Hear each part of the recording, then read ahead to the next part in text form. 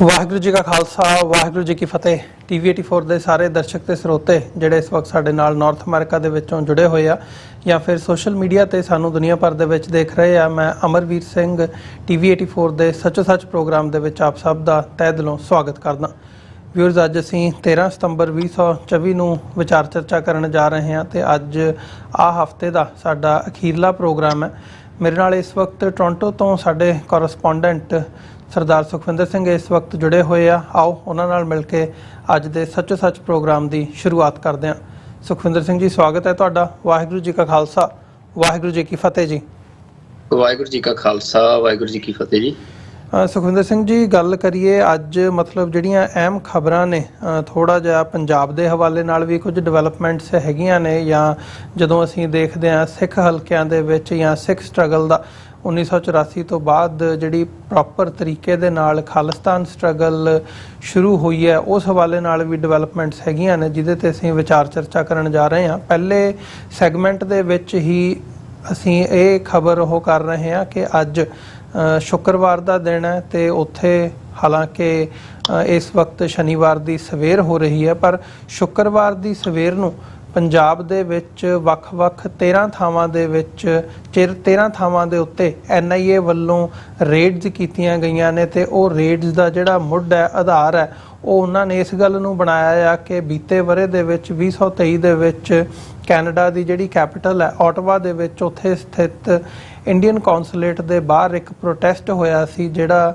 ਸਿੱਖ activist ਵੱਲੋਂ ਕੀਤਾ ਗਿਆ ਸੀ, ਖਾਲਿਸਤਾਨ ਪੱਖੀ ਸਿੱਖਾਂ ਵੱਲੋਂ ਕੀਤਾ ਗਿਆ ਸੀ। ਤੇ ਉਹਦੇ ਵਿੱਚ ਉਹਨਾਂ ਨੇ ਜਿਵੇਂ ਆਪਣੇ ਮੀਡੀਆ ਦੇ ਵਿੱਚ ਵਧਾ ਚੜਾ ਕੇ ਪੇਸ਼ ਕੀਤਾ ਕਿ ਜੀ ਉੱਥੇ ਹਮਲਾ ਕੀਤਾ ਗਿਆ ਜਾਂ ਈਵਨ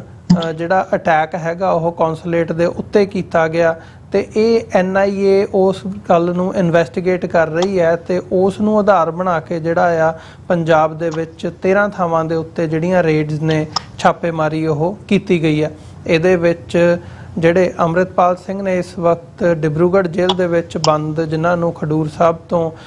MP ਮੈਂਬਰ ਪਾਰਲੀਮੈਂਟ ਚੁਣਿਆ ਗਿਆ ਆ, ਉਹਨਾਂ ਦੇ ਰਿਸ਼ਤੇਦਾਰਾਂ ਦੇ ਘਰਾਂ ਦੇ ਉੱਤੇ ਵੀ ਜਿਹੜੀ ਹੈ ਇਹ ਰੇਡ ਕੀਤੀ ਗਈ ਹੈ। ਸੋ ਇਹ ਜਿੱਥੇ ਹਮੇਸ਼ਾ ਅਸੀਂ ਦੇਖਦੇ ਹਾਂ ਕਿ ਇੱਕ ਟੈਕਟਿਕ ਦੇ ਤੌਰ 'ਤੇ ਵਰਤਿਆ ਜਾਂਦਾ ਆ ਜਾਂ ਇਹਦੇ ਬਿਹਾਈਂਡ ਹੋਰ ਵੀ ਕਈ ਗੱਲਾਂ ਹੁੰਦੀਆਂ ਨੇ। ਪਹਿਲਾਂ ਤਾਂ ਇਹ ਦੇਖੀਏ ਵੀ ਇਸ ਵਕਤ ਸਾਡੇ ਦਰਸ਼ਕਾਂ ਨਾਲ ਡਿਟੇਲਸ ਸਾਂਝੀਆਂ ਕਰੀਏ ਕਿ ਜਿਹੜੀ ਇਹ ਖਬਰ ਆਈ ਹੈ ਪੰਜਾਬ ਦੇ ਵਿੱਚੋਂ ਮੁੱਖ ਰੂਪ ਦੇ ਵਿੱਚ ਹੈ ਕੀ ਹੈ, ਇਹਦੀ ਡਿਟੇਲ ਦੇ ਵਿੱਚ ਐਗਜ਼ੈਕਟਲੀ ਹੋਇਆ ਕੀ ਹੈ, ਫਿਰ ਇਹਦੇ ਵੱਖ-ਵੱਖ ਪਹਿਲੂਆਂ ਤੇ ਵੀ ਗੱਲ ਕਰਦੇ ਹਾਂ।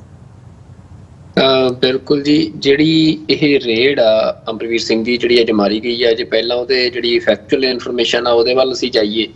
ਤਾਂ ਇਹ ਕੈਨੇਡਾ ਦੇ ਵਿੱਚ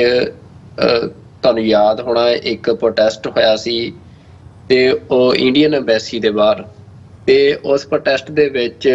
ਵਿਰੋਧ ਹੋਇਆ ਸੀ ਤੇ ਭਾਈ ਹਰਦੀਪ ਸਿੰਘ ਨਿੱਜਰ ਦੇ ਜਿਹੜੀ ਸ਼ਹਾਦਤ ਤੋਂ ਬਾਅਦ ਦੀ ਇਹ ਗੱਲ ਆ ਜੀ। ਤੇ ਇੰਡੀਅਨ ਜਿਹੜਾ ਮੀਡੀਆ ਆ ਉਹਨੇ ਇੰਡੀਅਨ ਇੰਟੈਲੀਜੈਂਸ ਏਜੰਸੀਆਂ ਦੇ ਹਵਾਲੇ ਨਾਲ ਉਸ ਪ੍ਰੋਟੈਸਟ ਤੋਂ ਬਾਅਦ ਇਹ ਖਬਰ ਬੜੇ ਵੱਡੇ ਪੱਧਰ ਤੇ ਪ੍ਰਚਾਰੀ ਸੀ ਕਿ ਉਸ ਪ੍ਰੋਟੈਸਟ ਦੇ ਵਿੱਚ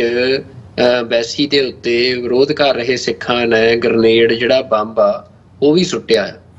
ਵੀ ਉਹਦੇ ਨਾਲ ਇੱਕ ਵਾਇਲੈਂਟ ਅਟੈਕ ਜਿਹੜਾ ਆ ਕੀਤਾ ਗਿਆ। ਤੇ ਫਿਰ ਉਸ ਖਬਰ ਦੇ ਆਧਾਰ ਦੇ ਉੱਤੇ ਇਹ ਇੱਕ ਵਰਤਾਂਤ ਸਿਰਜਣ ਦੀ ਕੋਸ਼ਿਸ਼ ਕੀਤੀ ਗਈ ਕਿ ਕੈਨੇਡਾ ਦੇ ਵਿੱਚ ਜਿਹੜੇ ਇੰਡੀਅਨ ਅਫੀਸ਼ੀਅਲਸ ਨੇ ਉਹ ਸਿਕਿਉਰਿਟੀ ਦਾ ਉਹਨਾਂ ਦਾ ਮਸਲਾ ਆ, ਉਹ ਸਿਕਿਉਰ ਨਹੀਂ ਆ, ਜਾਂ ਇਹ ਸਾਰੀਆਂ ਗੱਲਾਂ ਚਲਾਈਆਂ ਗਈਆਂ। ਤੇ ਉਹ ਘਟਨਾ ਨੂੰ ਲੈ ਕੇ ਇੱਕ FIR ਜਿਹੜੀ ਆ ਉਹ ਦਰਜ ਕੀਤੀ ਗਈ ਸੀ ਇੰਡੀਆ ਦੇ ਵਿੱਚ। ਘਟਨਾ ਹਾਲਾਂਕਿ ਜਿਹੜੀ ਘਟਨਾ ਨੂੰ ਆਧਾਰ ਬਣਾਇਆ ਗਿਆ ਉਹ ਕੈਨੇਡਾ ਦੀ ਆ ਤੇ ਇੰਡੀਆ ਦੇ ਵਿੱਚ ਉਹਦੇ ਤੇ FIR ਦਰਜ ਕਰ ਲਈ ਗਈ। ਤੇ ਉਸ FIR ਦੇ ਵਿੱਚ ਕੈਨੇਡਾ ਰਹਿੰਦੇ ਜਿਹੜੇ ਅੰਮ੍ਰਿਤਪਾਲ ਸਿੰਘ ਦੇ ਮਤਲਬ ਜੀਜਾ ਜੀ ਨੇ, ਉਹਨਾਂ ਦਾ ਨਾਂ ਸ਼ਾਇਦ ਅਮਰਜੋਤ ਸਿੰਘ ਆ, ਜਿੱਥੋਂ ਤੱਕ ਮੇਰੀ ਜਾਣਕਾਰੀ ਆ, ਅਮਰਜੋਤ ਸਿੰਘ, ਉਹਨਾਂ ਦੇ ਉੱਤੇ ਮਤਲਬ ਇਹ ਸਾਰੀ ਘਟਨਾ ਦੀ ਸਾਜ਼ਿਸ਼ ਘੜਨ ਦਾ ਦੋਸ਼ ਲਾਇਆ ਗਿਆ। ਇਹ ਸਾਰਾ ਜਿਹੜਾ ਵਿਰੋਧ ਪ੍ਰਦਰਸ਼ਨ ਜਾਂ ਇਹ ਸਾਰਾ ਇੱਕ ਵਰਤਾਂਤ ਸਿਰਜਿਆ ਇਹ ਵਾਇਲੈਂਟ ਅਟੈਕ ਦਾ। ਤੇ ਉਸ ਮਾਮਲੇ ਦੇ ਵਿੱਚ ਹੁਣ ਅੱਜ ਜਿਹੜੀ NIA ਨੇ ਰੇਡ ਕੀਤੀ ਆ,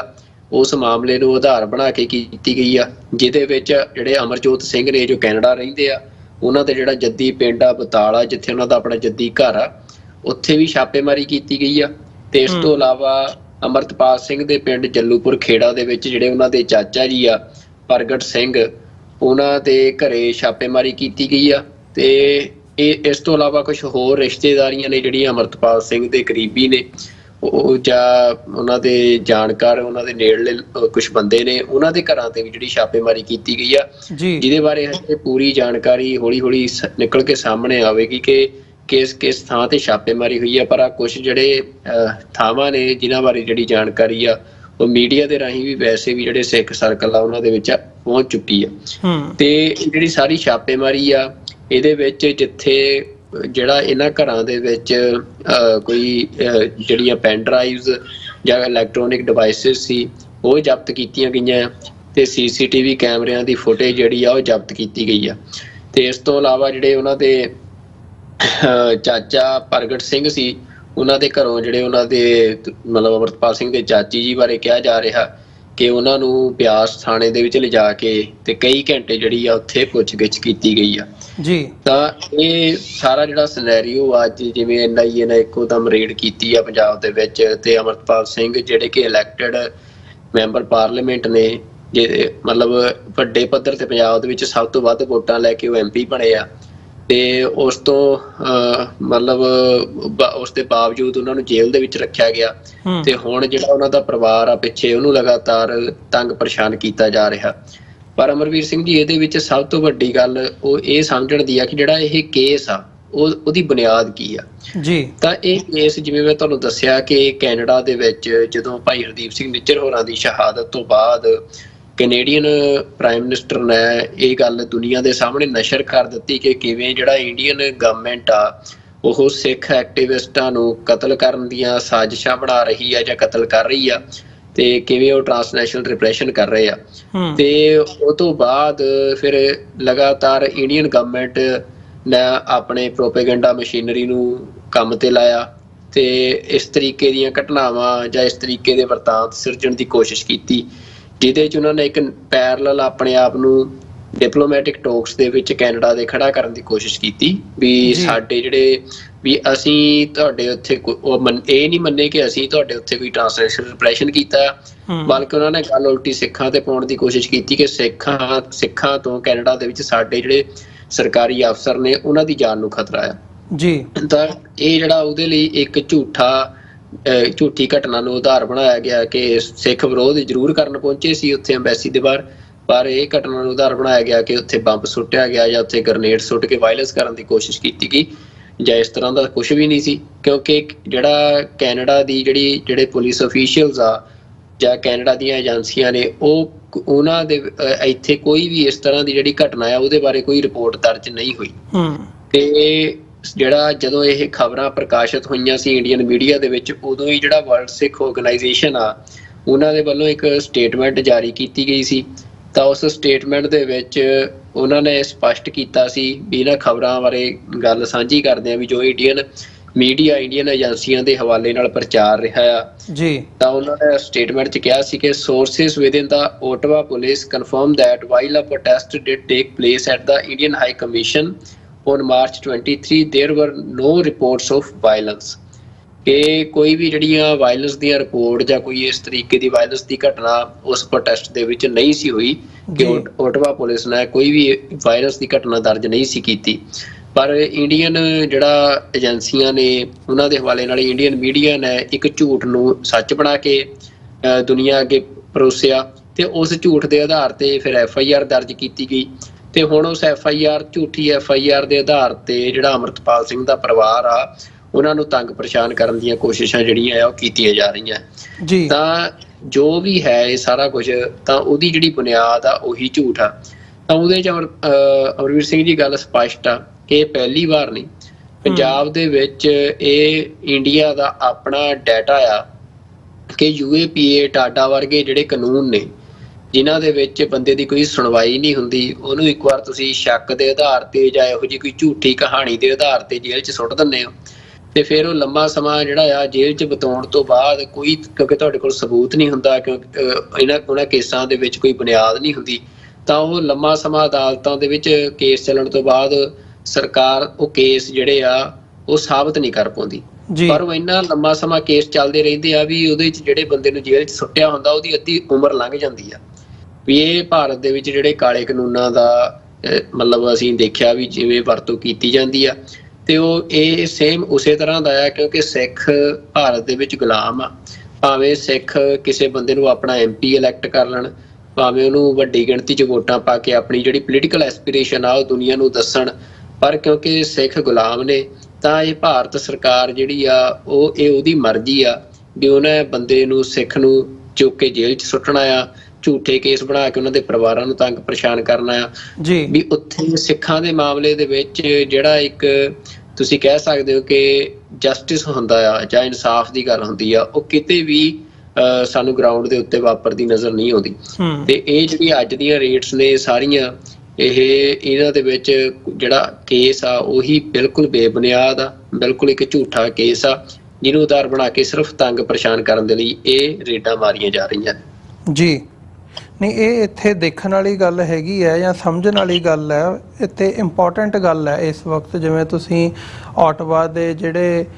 ਪੁਲਿਸ ਦੇ ਅਧਿਕਾਰੀ ਹੈਗੇ ਆ ਇੰਚਾਰਜ, ਉਹਨਾਂ ਦੇ ਬਿਆਨ ਦਾ ਜ਼ਿਕਰ ਕੀਤਾ। ਅਸੀਂ ਕੈਨੇਡੀਅਨ ਮੀਡੀਆ ਅਸੀਂ ਮੋਨੀਟਰ ਕਰਦੇ ਹਾਂ ਸਾਰਾ, ਉਹਦੇ ਵਿੱਚ ਗ੍ਰੇਨੇਡ ਅਟੈਕ ਦੀ ਜਾਂ ਬੰਬ ਬਲਾਸਟ ਦੀ ਕੋਈ ਇਸ ਕਿਸਮ ਦੀ ਗੱਲ ਨਹੀਂ ਸਾਹਮਣੇ ਆਉਂਦੀ ਹੈਗੀ। ਪਰ ਫਿਰ ਵੀ ਕਿੰਨਾ ਸਮਾਂ ਹੋ ਗਿਆ, ਇਹ NIA ਜਿਹੜੀ ਇੰਡੀਆ ਦੀ ਇਨਵੈਸਟੀਗੇਟਿਵ ਏਜੰਸੀ ਹੈਗੀ ਹੈ, ਉਹਦੇ ਵੱਲੋਂ ਇਹ ਗੱਲ ਤੇ ਨਹੀਂ ਕਹੀ ਜਾ ਸਕਦੀ ਵੀ ਉਹਨਾਂ ਨੂੰ ਪਤਾ ਨਹੀਂ ਲੱਗਦਾ ਜਾਂ ਉਹਨਾਂ ਦੇ ਸੋਰਸਿਸ ਨਹੀਂ ਹੈਗੇ ਜਾਂ ਉਹਨਾਂ ਦੀ ਕੈਨੇਡੀਅਨ ਅਧਿਕਾਰੀਆਂ ਦੇ ਨਾਲ ਗੱਲਬਾਤ ਨਹੀਂ ਹੁੰਦੀ ਹੈਗੀ ਇਸ ਮਾਮਲੇ ਦੇ ਵਿੱਚ। ਉਹ ਤੇ ਸਾਰੇ ਚੈਨਲਸ ਓਪਨ ਹੈਗੇ ਆ, ਪਰ ਫਿਰ ਕੀ ਕਾਰਨ ਹੈ ਕਿ ਜਿਹੜਾ ਇਹ ਝੂਠ ਹੈ, ਝੂਠ ਦਾ ਪੁਲੰਦਾ ਆ, ਉਹ ਥੋਪਿਆ ਜਾਂਦਾ, ਉਹ ਸਿੱਖਾਂ ਸਿਰ ਉਸ ਹਿਸਾਬ ਨਾਲ ਮੜਿਆ ਜਾਂਦਾ? ਇਹਦਾ ਕੀ ਕਾਰਨ ਹੈ? ਇਹ ਇੱਕ ਇੰਪੋਰਟੈਂਟ ਕੁਐਸਚਨ ਹੈ। ਫਿਰ ਅਸੀਂ ਜਦੋਂ ਦੂਜੇ ਪਾਸੇ ਆ ਕੇ ਦੇਖਦੇ ਹਾਂ ਮੀਡੀਆ ਦੀ ਗੱਲ, ਮੀਡੀਆ ਦੇ ਵਿੱਚ ਅਜਿਹੀਆਂ ਜਿਹੜੀਆਂ ਰਿਪੋਰਟਾਂ ਹੁੰਦੀਆਂ ਨੇ ਉਹਦੇ ਵਿੱਚ ਸਾਰੀ ਗੱਲ ਨੂੰ ਮਤਲਬ ਬਹੁਤ ਵਾਰੀ ਜਦੋਂ ਅਸੀਂ ਖਬਰ ਦਾ ਆਧਾਰ ਦੇਖਦੇ ਹੁੰਦੇ ਹਾਂ ਤੇ ਜਦੋਂ ਆਧਾਰ ਬਣਾਇਆ ਜਾਂਦਾ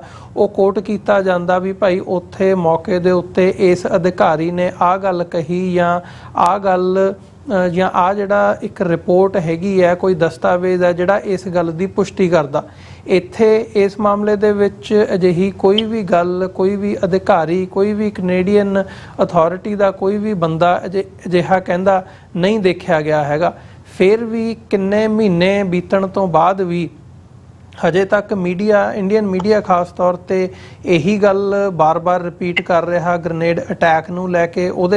ਉਸ ਆਧਾਰ ਦੇ ਉੱਤੇ ਹੁਣ ਰੇਡਸ ਜਿਹੜੀਆਂ ਨੇ ਉਹ ਕੀਤੀਆਂ ਜਾ ਰਹੀਆਂ ਨੇ ਤੇ ਉਹਦੇ 'ਚ ਇੱਕ ਸ਼ਬਦ ਅਲੈਜਡਲੀ ਪਾ ਦਿੰਦੇ ਆ ਕਿ ਭਾਈ ਇਹ ਸਾਨੂੰ ਇਹ ਜਾਂ ਇਹ ਪਾ ਦਿੱਤਾ ਜਾਂਦਾ ਵੀ ਇਹ ਸੂਤਰਾਂ ਤੋਂ ਇਹ ਸਾਨੂੰ ਜਾਣਕਾਰੀ ਮਿਲੀ ਹੈ, ਤੇ ਉਹੀ ਗੱਲ ਜਿਹੜੀ ਹੈ ਉਹ ਬਾਰ-ਬਾਰ ਘੁਮਾਈ ਜਾਂਦੀ ਹੈ। ਸੋ ਗੱਲ ਇੰਪੋਰਟੈਂਟ ਹੈ ਇਹ ਸਮਝਣ ਵਾਲੀ ਵੀ ਇਹਦਾ ਕਾਰਨ ਕੀ ਹੈ। ਫਿਰ ਹੁਣ ਜਿਹੜਾ ਦੂਜਾ ਪੱਖ ਹੈ ਇਹਦੇ ਵਿੱਚ, ਜੇ ਅਸੀਂ ਭਾਈ ਅੰਮ੍ਰਿਤਪਾਲ ਸਿੰਘ ਹੋਰਾਂ ਦੇ ਪਰਿਵਾਰ ਨੂੰ ਤੰਗ ਪਰੇਸ਼ਾਨ ਕਰਨ ਦੀ ਗੱਲ ਕਰੀਏ, ਜਿਵੇਂ ਤੁਸੀਂ ਜ਼ਿਕਰ ਕੀਤਾ ਵੀ ਬਹੁਤ ਵਾਰੀ ਜਿਹੜੇ ਕੇਸ ਨੇ ਉਹ ਬਣਾ ਦਿੱਤੇ ਜਾਂਦੇ ਨੇ, ਪਾ ਦਿੱਤੇ ਜਾਂਦੇ ਨੇ, ਭਾਵੇਂ ਉਹਨਾਂ ਦੇ ਵਿੱਚੋਂ ਕੁਝ ਨਿਕਲੇ ਨਾ, ਪਰ ਜਿਹੜੀ ਸਾਲਾਂ ਬੱਧੀ ਖੱਜਲ ਖੁਆਰੀ ਹੁੰਦੀ ਆ, ਤੁਹਾਡਾ ਮਾਈਂਡ ਪੀਸ, ਤੁਹਾਡੇ ਜਿਹੜੇ ਰਿਸੋਰਸਿਸ, ਫਾਈਨੈਂਸ਼ੀਅਲ ਰਿਸੋਰਸਿਸ, ਤੁਹਾਡਾ ਟਾਈਮ, ਉਹ ਸਾਰਾ ਉਹਦੇ ਵਿੱਚ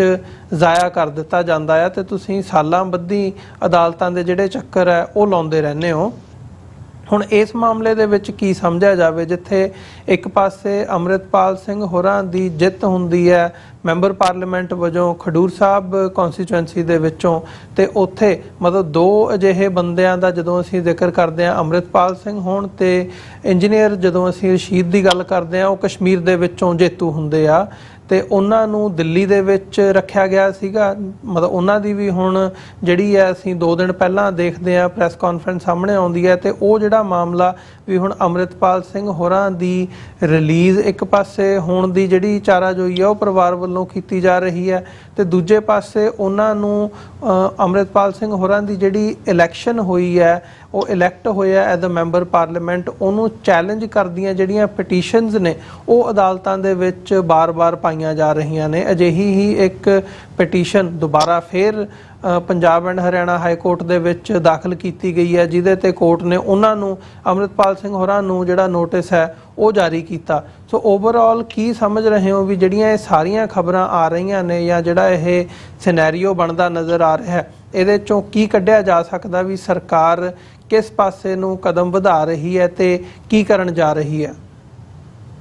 ਦੇਖੋ ਅਮਰਵੀਰ ਸਿੰਘ ਜੀ, ਜਿੰਨਾ ਮਤਲਬ ਜੇ ਸਰਕਾਰਾਂ ਦਾ ਰਵੱਈਆ, ਸਰਕਾਰਾਂ ਦਾ ਬਿਹੇਵੀਅਰ ਜੋ ਪਹਿਲਾਂ ਜਿਵੇਂ ਸਰਕਾਰਾਂ ਕਰਦੀਆਂ ਰਹੀਆਂ ਨੇ ਉਹਨੂੰ ਅਸੀਂ ਸਮਝੀਏ ਤਾਂ ਇਹੀ ਗੱਲ ਸਮਝ 'ਚ ਪੈ ਰਹੀ ਆ ਕਿ ਅੰਮ੍ਰਿਤਪਾਲ ਸਿੰਘ ਇਸ ਸਮੇਂ ਇੰਡੀਅਨ ਸਟੇਟ ਦੀ ਗਿਰਫਤ 'ਚ ਆ। ਅੰਮ੍ਰਿਤਪਾਲ ਸਿੰਘ ਨੂੰ ਇੱਕ ਮਾਸ ਸਪੋਰਟ ਮਿਲੀ ਆ ਪੰਜਾਬ ਦੇ ਵਿੱਚੋਂ, ਸਿੱਖਾਂ ਦੀ ਖਾਸ ਤੌਰ ਤੇ ਜਿਹੜੇ ਪਰਿਵਾਰ ਜਦੋਂ ਇਸ ਤਰੀਕੇ ਦੇ ਨਾਲ ਤੰਗ ਪਰੇਸ਼ਾਨ ਕੀਤੇ ਜਾਂਦੇ ਆ, ਜਾਂ ਪਰਿਵਾਰਾਂ ਦੇ ਵਿੱਚੋਂ ਜਿਹੜੇ ਤੁਹਾਡੇ ਤੁਸੀਂ ਜਿਵੇਂ ਹੁਣ ਜੀਜੇ ਨੂੰ ਕੇਸ ਦੇ ਵਿੱਚ ਫਰੇਮ ਕਰ ਲਿਆ ਗਿਆ, ਭੈਣ ਦੇ ਘਰ ਦੀ ਗੱਲ ਆ, ਹਨਾ, ਇਹ ਇਮੋਸ਼ਨਲ ਰਿਸ਼ਤੇ, ਇਮੋਸ਼ਨਲ ਰਿਲੇਸ਼ਨ ਹੁੰਦੇ ਆ ਵੀ ਜਦੋਂ ਕਿਸੇ ਬੰਦੇ ਨੂੰ ਸਰਕਾਰ ਨੇ ਤੋੜਨ ਦੀ ਕੋਸ਼ਿਸ਼ ਕਰਨੀ ਹੁੰਦੀ ਆ ਤਾਂ ਉਹ ਬੰਦੇ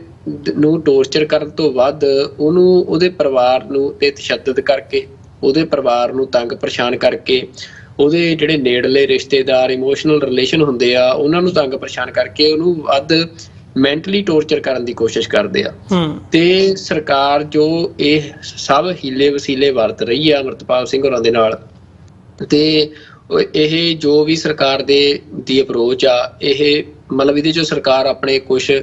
ਤੁਸੀਂ ਦੇਖੋ ਵੀ ਜਿਵੇਂ ਮੈਂ ਤੁਹਾਨੂੰ ਦੱਸਿਆ ਵੀ ਜਿਹੜਾ ਇਹ ਸਾਰਾ ਕੇਸ ਬਣਾਇਆ ਗਿਆ, ਇਹ ਕੇਸ ਉਸ ਸਮੇਂ ਬਣਾਇਆ ਗਿਆ ਜਦੋਂ ਕੈਨੇਡਾ ਤੇ ਇੰਡੀਆ ਦੇ ਡਿਪਲੋਮੈਟਿਕ ਰਿਲੇਸ਼ਨਸ ਜਿਹੜੇ ਆ ਉਹ ਬੜੇ ਜ਼ਿਆਦਾ ਡਿਸਟਰਬ ਹੋਏ ਸੀ ਤੇ ਉਹਦੇ ਵਿੱਚ ਇੰਡੀਆ ਜਿਹੜਾ ਆ ਉਹ ਬੈਕਫੁੱਟ ਤੇ ਸੀ। ਤਾਂ ਇੰਡੀਆ ਨੇ ਇਹ ਕੇਸ ਬਣਾ ਕੇ ਆਪਣੇ ਆਪ ਨੂੰ, ਜਿਵੇਂ ਯੂਕੇ ਦੇ ਵਿੱਚ ਉਹ ਕੇਸ ਚੱਲ ਰਿਹਾ ਸੀ ਜਦੋਂ ਇੰਡੀਅਨ ਜਿਹੜਾ ਫਲੈਗ ਆ ਐਮਬੈਸੀ ਦੇ ਬਾਹਰੋਂ ਲਾ ਕੇ ਉੱਥੇ ਪ੍ਰੋਟੈਸਟਰਸ ਨੇ ਆਪਣਾ ਜਿਹੜਾ ਪ੍ਰੋਟੈਸਟ ਦਰਜ ਕਰਾਇਆ ਸੀ,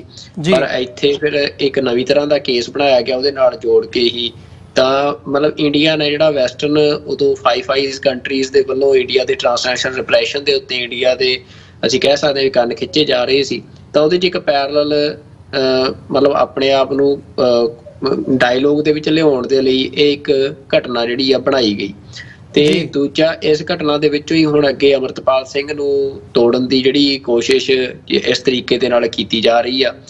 ਤੇ ਅੰਮ੍ਰਿਤਪਾਲ ਸਿੰਘ ਦੇ ਉੱਤੇ ਜਿਹੜੀਆਂ ਪਟੀਸ਼ਨਸ ਨੇ ਜਾਂ ਜਿਵੇਂ ਵੀ ਉਹਦੇ ਨਾਲ ਅੱਗੇ ਕੀ ਸਰਕਾਰ ਕਰਦੀ ਆ, ਇਹ ਕਹਿੰਦੇ ਹੁੰਦੇ ਆ ਵੀ ਦੁਸ਼ਮਣ ਬਾਤ ਕਰੇ ਅਨਹੋਣੀ, ਹੈ ਨਾ। ਤੇ ਉਹਦੇ 'ਚ ਇਹ ਗੱਲ ਸਪਸ਼ਟ ਆ ਵੀ ਉਹਨਾਂ ਨੂੰ ਜੋ ਸਹੀ ਲੱਗਣਾ, ਜੋ ਉਹਨਾਂ ਦੇ ਆਬਜੈਕਟਿਵਸ ਨੇ ਅਚੀਵ ਕਰਨ ਲਈ, ਉਹ ਉਹਨਾਂ ਨੇ ਕਰਨਾ। ਤੇ ਇਸ ਸਮੇਂ ਸਿੱਖਾਂ ਨੂੰ, ਚਾਹੇ ਉਹ ਅੰਮ੍ਰਿਤਪਾਲ ਸਿੰਘ ਨੇ, ਚਾਹੇ ਉਹ ਹੋਰ ਕੋਈ ਵੀ ਸਿੱਖ ਲੀਡਰ ਆ, ਉਹਨਾਂ ਨੂੰ ਇਹ ਗੱਲ ਸਪਸ਼ਟ ਆ ਹੋਣੀ ਚਾਹੀਦੀ ਆ ਵੀ ਜਿਹੜਾ ਇੰਡੀਆ ਆ ਉਹ ਇੱਕ ਸੈਪਰੇਟ ਐਂਟਾਈਟੀ ਆ ਤੇ ਸਿੱਖ ਜਿਹੜੇ ਆ ਉਹ ਇੰਡੀਆ ਦੇ ਨਾਲ ਆਪਣੇ ਪੋਲੀਟੀਕਲ ਰਾਈਟਸ ਵਾਸਤੇ ਸਟਰਗਲ ਕਰ ਰਹੇ ਆ। ਤਾਂ ਇੰਡੀਆ ਨੇ ਸਿੱਖਾਂ ਦੇ ਇਸ ਸਟਰਗਲ ਨੂੰ, ਉਹਦੇ ਕਿਸੇ ਵੀ ਹਿੱਸੇ ਨੂੰ ਖਤਮ ਕਰਨ ਲਈ ਉਹਨਾਂ ਨੇ ਹਰ ਹੀਲਾ ਵਸੀਲਾ ਵਰਤਣਾ ਵੀ ਉਹਨੂੰ ਸਨੱਬ ਕਰ ਸਕਣ। ਤੇ ਸਿੱਖਾਂ ਦੀ ਕੋਸ਼ਿਸ਼ ਹੋਣੀ ਚਾਹੀਦੀ ਹੈ ਵੀ ਉਹ ਉਹਨਾਂ ਹੀਲਿਆਂ ਵਸੀਲਿਆਂ ਦੇ ਨਾਲ ਸਨੱਬ ਨਾ ਹੋਣ। ਤੇ ਦੁਨੀਆ ਦੇ ਸਾਹਮਣੇ ਇਹ ਗੱਲ ਹੁਣ ਸਪਸ਼ਟ ਹੋ ਚੁੱਕੀ ਆ ਵੀ ਜਿਹੜਾ ਖਾਲਿਸਤਾਨ ਆ, ਖਾਲਿਸਤਾਨ ਕੋਈ ਟੈਰਰਿਜ਼ਮ ਦਾ ਮਸਲਾ ਨਹੀਂ ਆ। ਖਾਲਿਸਤਾਨ ਕੋਈ ਮਤਲਬ ਕਿਸੇ ਤਰ੍ਹਾਂ ਦੀ ਆਈਸੋਲੇਟਡ ਜਿਹੜੀ ਆਈਡੀਓਲੋਜੀ ਆ ਉਹ ਨਹੀਂ ਆ। ਖਾਲਿਸਤਾਨ ਇੱਕ ਪੰਜਾਬ ਦਾ ਉਹ ਖਿੱਤਾ ਜਿੱਥੇ ਇੱਕ ਦੁਨੀਆ ਦੇ ਵਿੱਚ ਮਤਲਬ ਸਿੱਖ ਅੱਜ ਮੈਨੂੰ ਲੱਗਦਾ 4ਵੇਂ-5ਵੇਂ ਨੰਬਰ ਤੇ ਵੱਡਾ ਧਰਮ ਆ ਤੇ ਉਹਨਾਂ ਦਾ ਹੋਮਲੈਂਡ ਆ ਸਿੱਖਾਂ ਦਾ। ਤੇ ਉਹ ਜਿਹੜੇ ਸਿੱਖ ਨੇ ਪੰਜਾਬ ਦੇ ਵਿੱਚ, ਉਹਨਾਂ ਦੀ ਜਿਹੜੀ ਐਸਪੀਰੇਸ਼ਨ ਆ ਉਹ ਅੱਜ ਦੁਨੀਆ ਦੇ ਵਿੱਚ ਡੈਮੋਕ੍ਰੈਟਿਕ ਪ੍ਰੋਸੈਸ ਦੇ ਰਾਹੀਂ ਵੀ ਉਹ ਵੱਡੇ ਪੱਧਰ ਤੇ ਪ੍ਰਗਟ ਹੋ ਚੁੱਕੀ ਆ। ਚਾਹੇ ਉਹ ਸਿਮਰਨਜੀਤ ਸਿੰਘ ਮਾਨ ਦੀ ਇਲੈਕਸ਼ਨ ਦੇ ਵਿੱਚ ਜਿੱਤ ਦੀ ਗੱਲ ਹੋਵੇ, ਚਾਹੇ ਉਹ ਅੰਮ੍ਰਿਤਪਾਲ ਸਿੰਘ ਹੋਰਾਂ ਦੀ, ਚਾਹੇ ਭਾਈ ਬੇਅੰਤ ਸਿੰਘ ਹੋਰਾਂ ਦੇ ਜਿਹੜੇ ਸਪੁੱਤਰ ਨੇ ਉਹਨਾਂ ਦੀ ਜਿੱਤ ਦੀ ਗੱਲ ਹੋਵੇ, ਤਾਂ ਸਮੇਂ-ਦਰ ਸਮੇਂ ਪੰਜਾਬ ਦੇ ਲੋਕਾਂ ਨੇ ਕਿਸਾਨ ਸੰਘਰਸ਼ ਤੋਂ ਲੈ ਕੇ ਤੇ ਉਸ ਤੋਂ ਬਾਅਦ ਹੁਣ ਤੱਕ ਜਿਹੜੀ ਆ ਡੈਮੋਕ੍ਰੈਟਿਕ ਤਰੀਕੇ ਦੇ ਨਾਲ ਪੰਜਾਬ ਦੇ ਵਿੱਚੋਂ ਵੀ ਆਪਣੀ ਐਸਪੀਰੇਸ਼ਨ ਦੁਨੀਆ ਨੂੰ ਦੱਸੀ ਆ। ਤੇ ਇਸ ਤੋਂ ਇਲਾਵਾ ਜਿਹੜਾ ਵੀ ਸਿੱਖ ਭਾਰਤ ਦੇ ਉਸ ਜਿਹੜੇ ਗਲਬੇ ਚੋਂ, ਟੈਰੀਟੋਰੀਅਲ ਗਲਬੇ ਚੋਂ ਬਾਹਰ ਨਿਕਲ ਕੇ ਆ ਗਿਆ, ਡਾਇਸਪੋਰਾ 'ਚ ਆ ਗਿਆ, ਤਾਂ ਉਹਨਾਂ ਰੈਫਰੈਂਡਮ ਦੀ ਕੈਂਪੇਨ ਦੇ ਰਾਹੀਂ ਵੋਟਿੰਗ ਕਰਕੇ ਲੱਖਾਂ ਦੀ ਗਿਣਤੀ ਦੇ ਵਿੱਚ ਆਪਣੀ ਐਸਪੀਰੇਸ਼ਨ ਦੁਨੀਆ ਨੂੰ ਦੱਸੀ ਆ। ਤਾਂ ਹੁਣ ਇੰਡੀਆ ਜਿਹੜਾ ਆ ਉਹ ਲਗਾਤਾਰ ਇਹ ਗੱਲ ਨੂੰ ਪ੍ਰਚਾਰਨ ਦੀ ਕੋਸ਼ਿਸ਼ ਕਰ ਰਿਹਾ ਵੀ ਖਾਸ ਤੌਰ ਤੇ ਮਤਲਬ ਮੈਂ ਤੁਹਾਨੂੰ ਜ਼ਿਕਰ ਕਰਾਂ ਵੀ ਦਾ ਪ੍ਰਿੰਟ ਇੰਡੀਆ ਦਾ, ਇੰਡੀਅਨ ਸਟੇਟ ਦਾ ਇੱਕ ਵੱਡਾ ਮਾਊਥ ਪੀਸ ਆ।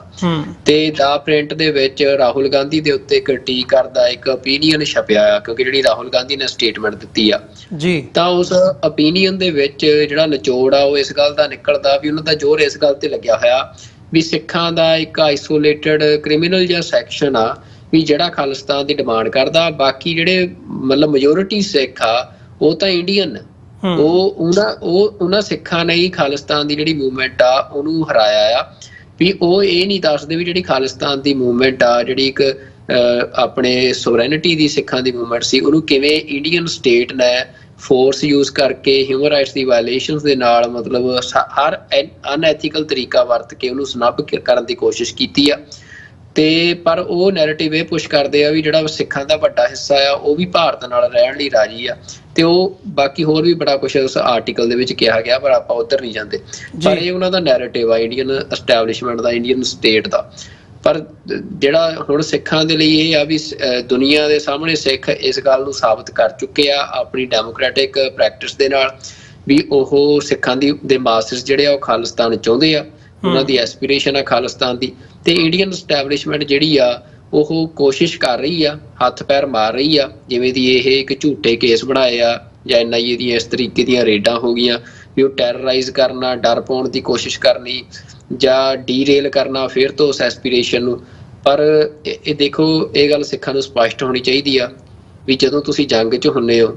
ਤਾਂ ਤੁਸੀਂ ਵਿਰੋਧੀ ਤੋਂ, ਜਿਹਦੇ ਨਾਲ ਤੁਸੀਂ ਜੰਗ ਲੜ ਰਹੇ ਹੋ ਆਪਣੇ ਹੱਕਾਂ ਦੇ ਲਈ, ਤੁਸੀਂ ਉਹ ਤੋਂ ਇਹ ਆਸ ਨਹੀਂ ਕਰ ਸਕਦੇ ਵੀ ਉਹ ਤੁਹਾਡੇ ਨਾਲ ਕੋਈ ਵੀ ਜਿਹੜਾ ਸੌਫਟ ਕੋਰਨਰ ਰੱਖੂਗਾ।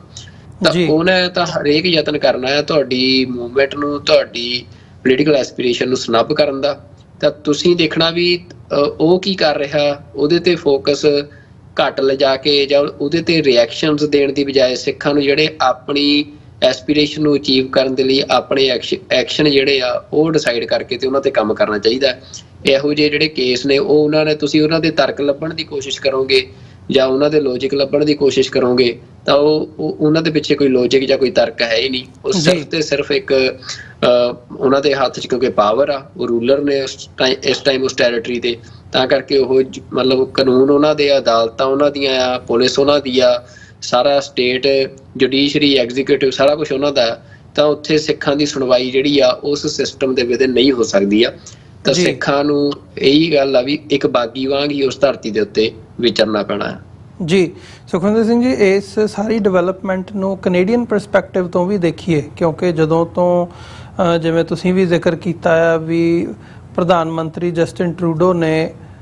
ਪਾਰਲੀਮੈਂਟ ਦੇ ਵਿੱਚ ਖਲੋ ਕੇ ਹਾਊਸ ਆਫ ਕਾਮਨਸ ਦੇ ਵਿੱਚ ਇਹ ਗੱਲ ਕਹੀ ਕਿ ਭਾਈ ਜਿਹੜਾ ਇਹ ਸਾਰਾ ਪਾਰਟ ਹੈ, ਜਿਹੜਾ ਇਹ ਟਰਾਂਸਨੈਸ਼ਨਲ ਰਿਪਰੈਸ਼ਨ ਹੈ, ਹਰਦੀਪ ਸਿੰਘ ਨਿੱਜਰ ਦੀ ਸ਼ਹਾਦਤ ਹੈ, ਇਹਦੇ ਲਈ ਭਾਰਤ ਜਿਹੜਾ ਹੈਗਾ ਉਹ ਜ਼ਿੰਮੇਵਾਰ ਹੈ। ਇਸ ਤੋਂ ਬਾਅਦ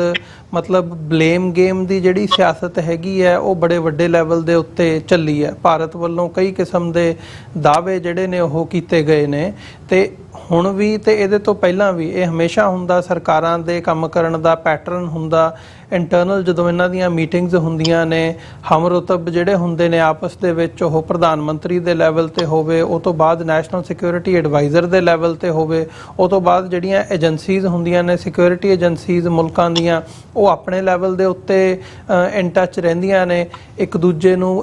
ਨੂੰ ਜਿਹੜੇ ਡੋਜ਼ੀਅਰ ਹੈਗੇ ਨੇ ਉਹ ਦਿੱਤੇ ਜਾਂਦੇ ਨੇ। ਸੋ ਸਿੱਖਾਂ ਦੇ ਹਵਾਲੇ ਨਾਲ ਵੀ ਬੀਤੇ ਸਮੇਂ ਦੇ ਵਿੱਚ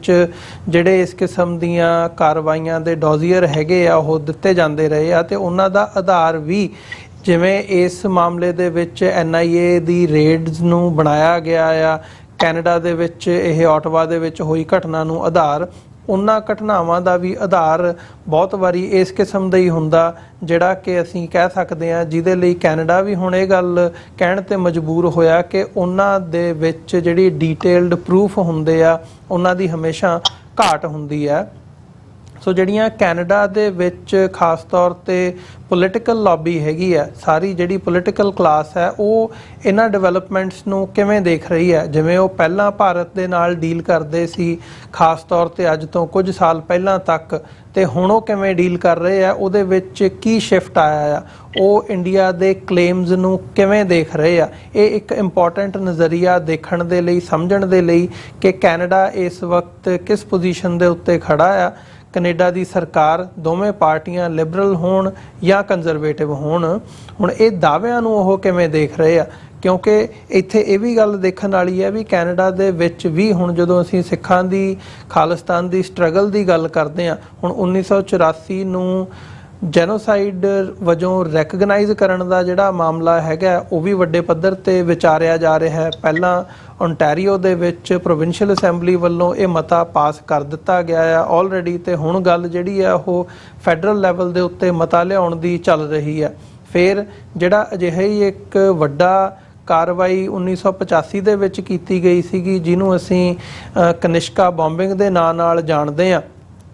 ਉਸ ਸਾਰੇ ਪਾਰਟ ਨੂੰ ਮੁੱਖ ਰੱਖਦਿਆਂ ਹੋਇਆਂ ਜਿਹੜੀ ਖਾਲਿਸਤਾਨ ਦੀ ਸਾਰੀ ਸਟਰਗਲ ਸੀ ਉਹਨੂੰ ਟੈਰਰਿਜ਼ਮ ਦੇ ਨਾਲ ਲਿੰਕ ਕੀਤਾ ਗਿਆ। ਕਿਵੇਂ ਲਿੰਕ ਕੀਤਾ ਗਿਆ ਉਹ ਇੱਕ ਵੱਖਰਾ ਚੈਪਟਰ ਹੈ, ਪਰ ਹੁਣ ਇੱਕ ਪਟੀਸ਼ਨ ਜਿਹੜੀ ਹੈਗੀ ਆ ਉਦੋਂ ਬ੍ਰਿਟਿਸ਼ ਕੋਲੰਬੀਆ ਦੇ ਵਿੱਚੋਂ ਉਹ ਵੀ ਇੱਕ ਮੈਂਬਰ ਪਾਰਲੀਮੈਂਟ ਵੱਲੋਂ ਜਿਹੜੀ ਹੈ ਪਾਈ ਗਈ ਹੈ ਕਿ ਭਾਈ ਜਿਹੜੀ 에ਅਰ ਇੰਡੀਆ ਦੀ ਬੰਬਿੰਗ ਦੀ ਕਾਰਵਾਈ ਉਸ ਸਾਰੇ ਮਾਮਲੇ ਨੂੰ ਰੀਵਿਜ਼ਿਟ ਕੀਤਾ ਜਾਵੇ, ਉਹਨੂੰ ਰੀਇਨਵੈਸਟੀਗੇਟ ਕੀਤਾ ਜਾਵੇ ਤਾਂ ਕਿ ਉਸ ਪਿਛਲਾ ਜਿਹੜਾ ਸੱਚ ਹੈ ਉਹ ਸਾਹਮਣੇ ਆ ਸਕੇ। ਸੋ ਕਈ ਇਸ ਕਿਸਮ ਦੀਆਂ ਡਿਵੈਲਪਮੈਂਟਸ ਕੈਨੇਡਾ ਦੀ ਧਰਤੀ ਦੇ ਉੱਤੇ ਹੋ ਰਹੀਆਂ ਨੇ, ਜਿਹਦੇ ਤੇ ਇਹ ਦੇਖਣਾ ਜਾਂ ਸਮਝਣਾ ਬਣਦਾ ਵੀ ਕੈਨੇਡਾ ਦੀ ਜਿਹੜੀ ਪੋਲੀਟੀਕਲ ਕਲਾਸ ਹੈ ਉਹ ਇੰਡੀਆ ਨੂੰ ਕਿਵੇਂ ਦੇਖ ਰਹੀ ਹੈ, ਉਹਨਾਂ ਦੇ ਦਾਅਵਿਆਂ ਨੂੰ ਕਿਵੇਂ ਦੇਖ ਰਹੀ ਹੈ, ਤੇ ਸਿੱਖਾਂ ਪ੍ਰਤੀ ਉਹਨਾਂ ਦਾ ਸਟੈਂਡ ਇਸ ਵਕਤ ਕੀ ਨਜ਼ਰ ਆ ਰਿਹਾ ਹੈ। ਦੇਖੋ, ਜਿਹੜਾ ਇੰਡੀਆ ਦੀ ਜਿਵੇਂ ਤੁਸੀਂ ਜ਼ਿਕਰ ਵੀ ਕੀਤਾ ਵੀ ਜਿਹੜਾ ਖਾਸ ਤੌਰ ਤੇ ਕੈਨੇਡਾ ਇਕੱਲਾ ਨਹੀਂ, ਜਿਹੜਾ ਫਾਈਵ ਆਈਜ਼ ਸਾਰਾ ਇੰਟੈਲੀਜੈਂਸ ਸੈਟਅਪ ਗਰੁੱਪ ਆ ਇਹਨਾਂ ਵੱਡੀਆਂ ਤਾਕਤਾਂ ਦਾ, ਉਹਨਾਂ ਦੇ ਵਿੱਚ ਜਿਹੜਾ ਇੰਡੀਆ ਦੀ ਸਾਰੀ ਸਾਖ ਆ ਉਹ ਇਸ ਫੈਕਟਰ ਤੋਂ ਵੀ ਜਦੋਂ ਇੰਡੀਆ ਕਿਸੇ ਨੂੰ ਤੇ ਦੋਸ਼ ਲਾਉਂਦਾ ਆ ਵੀ ਇਹ ਬੰਦਾ ਜਿਹੜਾ ਆ ਇਹ ਕੋਈ ਕ੍ਰਿਮੀਨਲ ਐਕਟੀਵਿਟੀ ਦੇ ਵਿੱਚ ਇਨਵੋਲਡ ਆ ਜਾਂ ਇੰਡਲਜ ਆ, ਖਾਸ ਤੌਰ ਤੇ ਜਿਵੇਂ ਜਿਹੜੀਆਂ ਮਾਈਨੋਰਿਟੀ ਕਮਿਊਨਿਟੀਜ਼ ਨੇ ਉਹਨਾਂ ਦੇ ਐਕਟਿਵਿਸਟਾਂ ਦੇ ਉੱਤੇ, ਤਾਂ ਉਹਨਾਂ ਨੇ ਜਿਵੇਂ ਸਪਸ਼ਟ ਕੀਤਾ ਕਿ ਉਹਦੇ 'ਚ ਕੋਈ ਤੱਤ ਨਹੀਂ ਹੁੰਦੇ, ਕੋਈ ਪ੍ਰੂਫ ਨਹੀਂ ਹੁੰਦਾ ਜਿਹੜੇ ਉਹ ਡੋਜ਼ ਸਾਨੂੰ ਦਿੰਦੇ ਆ। ਤੇ ਉਸ ਤੋਂ ਇਲਾਵਾ ਮਤਲਬ ਇੱਕ ਤਾਂ ਇਹ ਗੱਲ ਆ, ਦੂਜੀ ਇਹ ਆ ਵੀ ਇੰਡੀਆ ਦਾ ਜਿਹੜਾ ਆਪਣਾ ਟਰੈਕ ਰਿਕਾਰਡ ਆ ਇੱਥੋਂ ਦੇ ਬਲੈਕ ਲੋਜ਼ ਦਾ, ਉਹਦੇ ਵਿੱਚ ਜਿਹੜੀ ਮਤਲਬ ਜਿਹੜਾ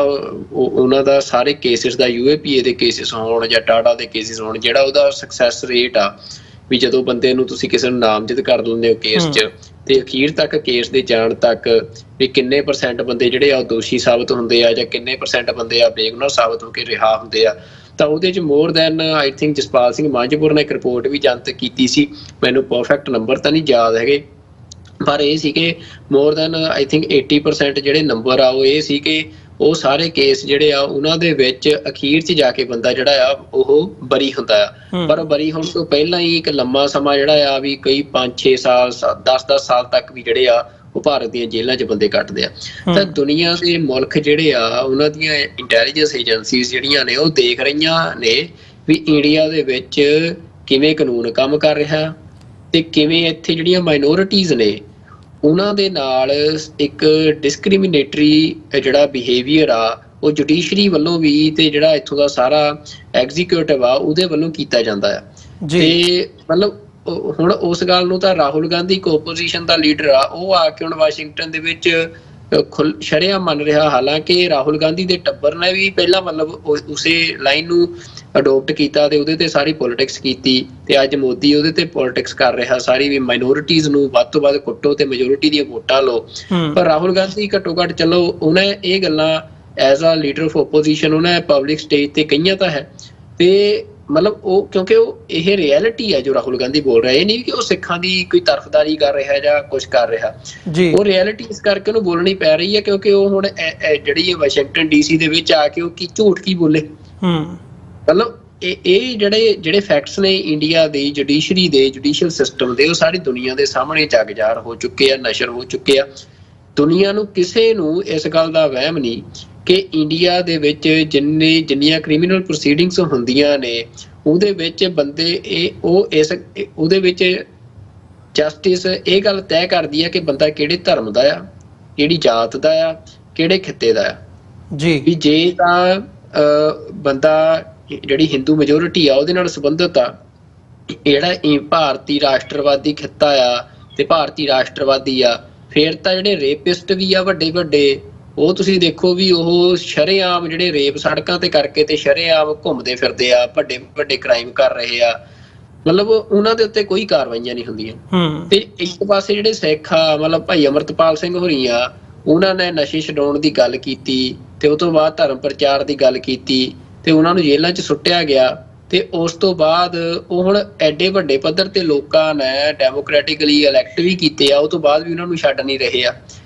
ਤਾਂ ਇਹ ਜਿਹੜਾ ਮਤਲਬ ਇਹ ਚੀਜ਼ਾਂ ਇਕੱਲੇ ਸਿੱਖ ਨਹੀਂ ਦੇਖ ਰਹੇ ਅਮਰਵੀਰ ਸਿੰਘ ਜੀ, ਇਹ ਸਾਰੀ ਦੁਨੀਆ ਦੇਖ ਰਹੀ ਆ ਇਸ ਟਾਈਮ। ਇੰਡੀਆ ਦੀ ਇਮੇਜ ਵਰਲਡ ਦੇ ਵਿੱਚ ਕਹਿਣ ਨੂੰ, ਕਿਉਂਕਿ ਹਰੇਕ ਮੁਲਕ ਦੇ ਆਪੋ ਆਪਣੇ ਇੰਟਰਸਟ ਨੇ, ਹਰੇਕ ਮੁਲਕ ਨੇ ਸਮੇਂ ਦੇ ਮੁਤਾਬਕ ਆਪਣੇ ਹਿੱਤਾਂ ਦੇ ਮੁਤਾਬਕ ਫੈਸਲੇ ਕਰਨੇ ਹੁੰਦੇ ਆ। ਪਰ ਇੰਡੀਆ ਨੂੰ ਉਦਾਂ ਕੋਈ ਪੰਪ ਦੇਣ ਨੂੰ ਕਹੀ ਚੱਲੇ ਵੀ ਇਹ ਦੁਨੀਆ ਦੀ ਲਾਰਜੈਸਟ ਡੈਮੋਕ੍ਰੇਸੀ ਆ ਜਾਂ ਇੱਥੇ ਲੋਕਤੰਤਰ ਆ, ਪਰ ਇਹ ਹਰੇਕ ਮੁਲਕ ਨੂੰ ਪਤਾ ਆ ਵੀ ਉੱਥੇ ਕੋਈ ਲੋਕਤੰਤਰ ਨਹੀਂ ਆ। ਉਹ ਇੱਕ ਮੈਜੋਰਿਟੇਰੀਅਨ ਸਟੇਟ ਆ ਜਿਹੜੀ ਮਾਈਨੋਰਿਟੀ ਦੇ ਖੂਨ ਦੇ ਉੱਤੇ ਪਲ ਰਹੀ ਆ। ਜੀ ਬਿਲਕੁਲ। ਸੋ ਇਸੇ ਦੇ ਨਾਲ ਜਿਹੜਾ ਅਸੀਂ ਸਾਡਾ ਪਹਿਲਾ ਸੈਗਮੈਂਟ ਹੈ ਉਸ ਦੇ ਵਿੱਚ ਜਿਹੜਾ ਸਾਡਾ ਸਮਾਂ ਸਮਾਪਤ ਹੁੰਦਾ ਪਹਿਲੇ ਸੈਗਮੈਂਟ ਦਾ, ਤੇ ਮੈਂ ਉਮੀਦ ਕਰਦਾ ਜਿਹੜੇ ਸਾਡੇ ਦਰਸ਼ਕ ਇਸ ਵਕਤ ਸਾਡੇ ਨਾਲ ਜੁੜੇ ਹੋਏ ਆ ਤੁਸੀਂ ਇਸੇ ਤਰ੍ਹਾਂ ਸਾਡੇ ਨਾਲ ਬਣੇ ਰਹੋ। ਅਸੀਂ ਛੋਟੇ ਜਿਹੇ ਕਮਰਸ਼ੀਅਲ ਬ੍ਰੇਕ ਤੋਂ ਬਾਅਦ ਦੁਬਾਰਾ ਗੱਲਬਾਤ ਨੂੰ ਅੱਗੇ ਤੋਰਦੇ ਹਾਂ।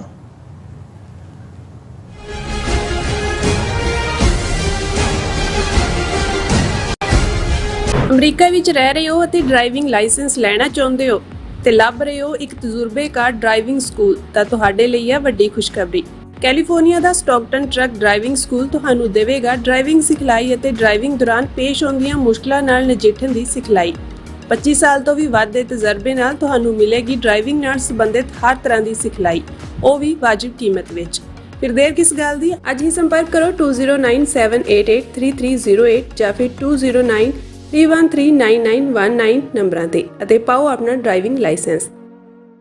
ਸਿੱਖ ਫੈਡਰੇਸ਼ਨ ਯੂਕੇ ਖਾਲਸਾ ਰਾਜ ਦੀ ਪ੍ਰਾਪਤੀ ਅਤੇ ਸਿੱਖ ਹੱਕਾਂ ਲਈ ਲਗਾਤਾਰ ਜੂਝ ਰਹੀ ਇੱਕੋ ਇੱਕ ਪੰਥਕ ਅਤੇ ਰਾਜਨੀਤਿਕ ਜਥੇਬੰਦੀ ਹੈ। ਹਰ ਸਾਲ ਦੀ ਤਰ੍ਹਾਂ ਇਸ ਸਾਲ ਵੀ ਸਿੱਖ ਫੈਡਰੇਸ਼ਨ ਯੂਕੇ ਵੱਲੋਂ 15 ਸਤੰਬਰ ਦਿਨ ਐਤਵਾਰ ਨੂੰ ਗੁਰਦੁਆਰਾ ਸੈਜਲੀ ਸਟਰੀਟ ਵੁਲਵਰਹੈਂਪਟਨ ਵਿਖੇ ਬੜੇ ਵੱਡੇ ਪੱਧਰ ਤੇ ਸਾਲਾਨਾ ਕਨਵੈਨਸ਼ਨ ਕੀਤੀ ਜਾ ਰਹੀ ਹੈ। ਸੰਗਤਾਂ ਨਾਲ ਆਪਣੇ ਵਿਚਾਰ ਸਾਂਝੇ ਕਰਨ ਲਈ ਦੇਸਾਂ ਵਿਦੇਸਾਂ ਤੋਂ ਰਾਜਨੀਤਿਕ ਸ਼ਖਸੀਅਤਾਂ, ਕੌਮੀ ਲੀਡਰ ਅਤੇ ਪੰਥਕ ਬੁਲਾਰੇ ਪਹੁੰਚ ਰਹੇ ਨੇ। ਸੋ ਪਿਆਰੇ ਖਾਲਸਾ ਜੀ, 15 ਸਤੰਬਰ ਦਿਨ ਐਤਵਾਰ ਨੂੰ ਸਵੇਰੇ 10 ਵਜੇ ਗੁਰਦੁਆਰਾ ਸੈਜਲੀ ਸਟਰੀਟ ਵੁਲਵਰਹੈਂਪਟਨ ਵਿਖੇ ਹੁਮ-ਹੁਮਾ ਕੇ ਪਹੁੰਚਣ ਦੀ ਕਿਰਪਾਲਤਾ ਕਰੋ ਜੀ। ਵਧੇਰੇ ਜਾਣਕਾਰੀ ਲਈ ਹੇਠ ਲਿਖੇ ਨੰਬਰਾਂ ਤੇ ਸੰਪਰਕ ਕਰੋ ਜੀ। ਯੂਨਾਈਟਿਡ ਸਿੱਖ ਸੰਸਥਾ ਨੇ ਦੱਖਣੀ ਅਮਰੀਕਾ ਵਿੱਚ ਬੇਰਲ ਤੂਫਾਨ ਦੇ ਪੀੜਤਾਂ ਲਈ ਤੁਰੰਤ ਮਦਦ ਮੁਹਿੰਮ ਸ਼ੁਰੂ ਕੀਤੀ ਹੈ। ਇਸ ਭਿਆਨਕ ਤੂਫਾਨ ਨੇ ਸੈਂਟ ਵਿੰਸੈਂਟ ਅਤੇ ਗ੍ਰੇਨੇਡੀਨਸ, ਗ੍ਰੇਨੇਡਾ, ਡੋਮਿਨਿਕਾ ਤੇ ਬਾਰਬਾਡੋਸ ਨੂੰ ਬਹੁਤ ਨੁਕਸਾਨ ਪਹੁੰਚਾਇਆ ਹੈ। ਯੂਨਾਈਟਿਡ ਸਿੱਖਸ ਦੀਆਂ ਟੀਮਸ ਲੋੜਵੰਦ ਲੋਕਾਂ ਲਈ ਜ਼ਰੂਰੀ ਸਮਾਨ ਅਤੇ ਖਾਣ-ਪੀਣ ਦੀਆਂ ਚੀਜ਼ਾਂ ਪਹੁੰਚਾ ਰਹੀਆਂ ਹਨ। ਤੁਹਾਡੇ ਸਹਿਯੋਗ ਦੀ ਲੋੜ ਹੈ। ਕਿਰਪਾ ਕਰਕੇ ਇਹ ਸਮਾਨ ਦਾਨ ਕਰੋ। ਖਾਣ-ਪੀਣ ਦੀਆਂ ਚੀਜ਼ਾਂ, ਤਿਰਪਾਲ, ਜਨਰੇਟਰ, ਕੱਪੜੇ, ਤੰਬੂ, ਟਾਇਲਟ ਪੇਪਰ, ਬਰਸਾਤੀ ਕੋਟ, ਸੈਨੇਟਰੀ ਪੈਡ, ਹਰੇਕ ਸਾਈਜ਼ ਦੇ ਡਾਈਪਰ ਆਦਿ।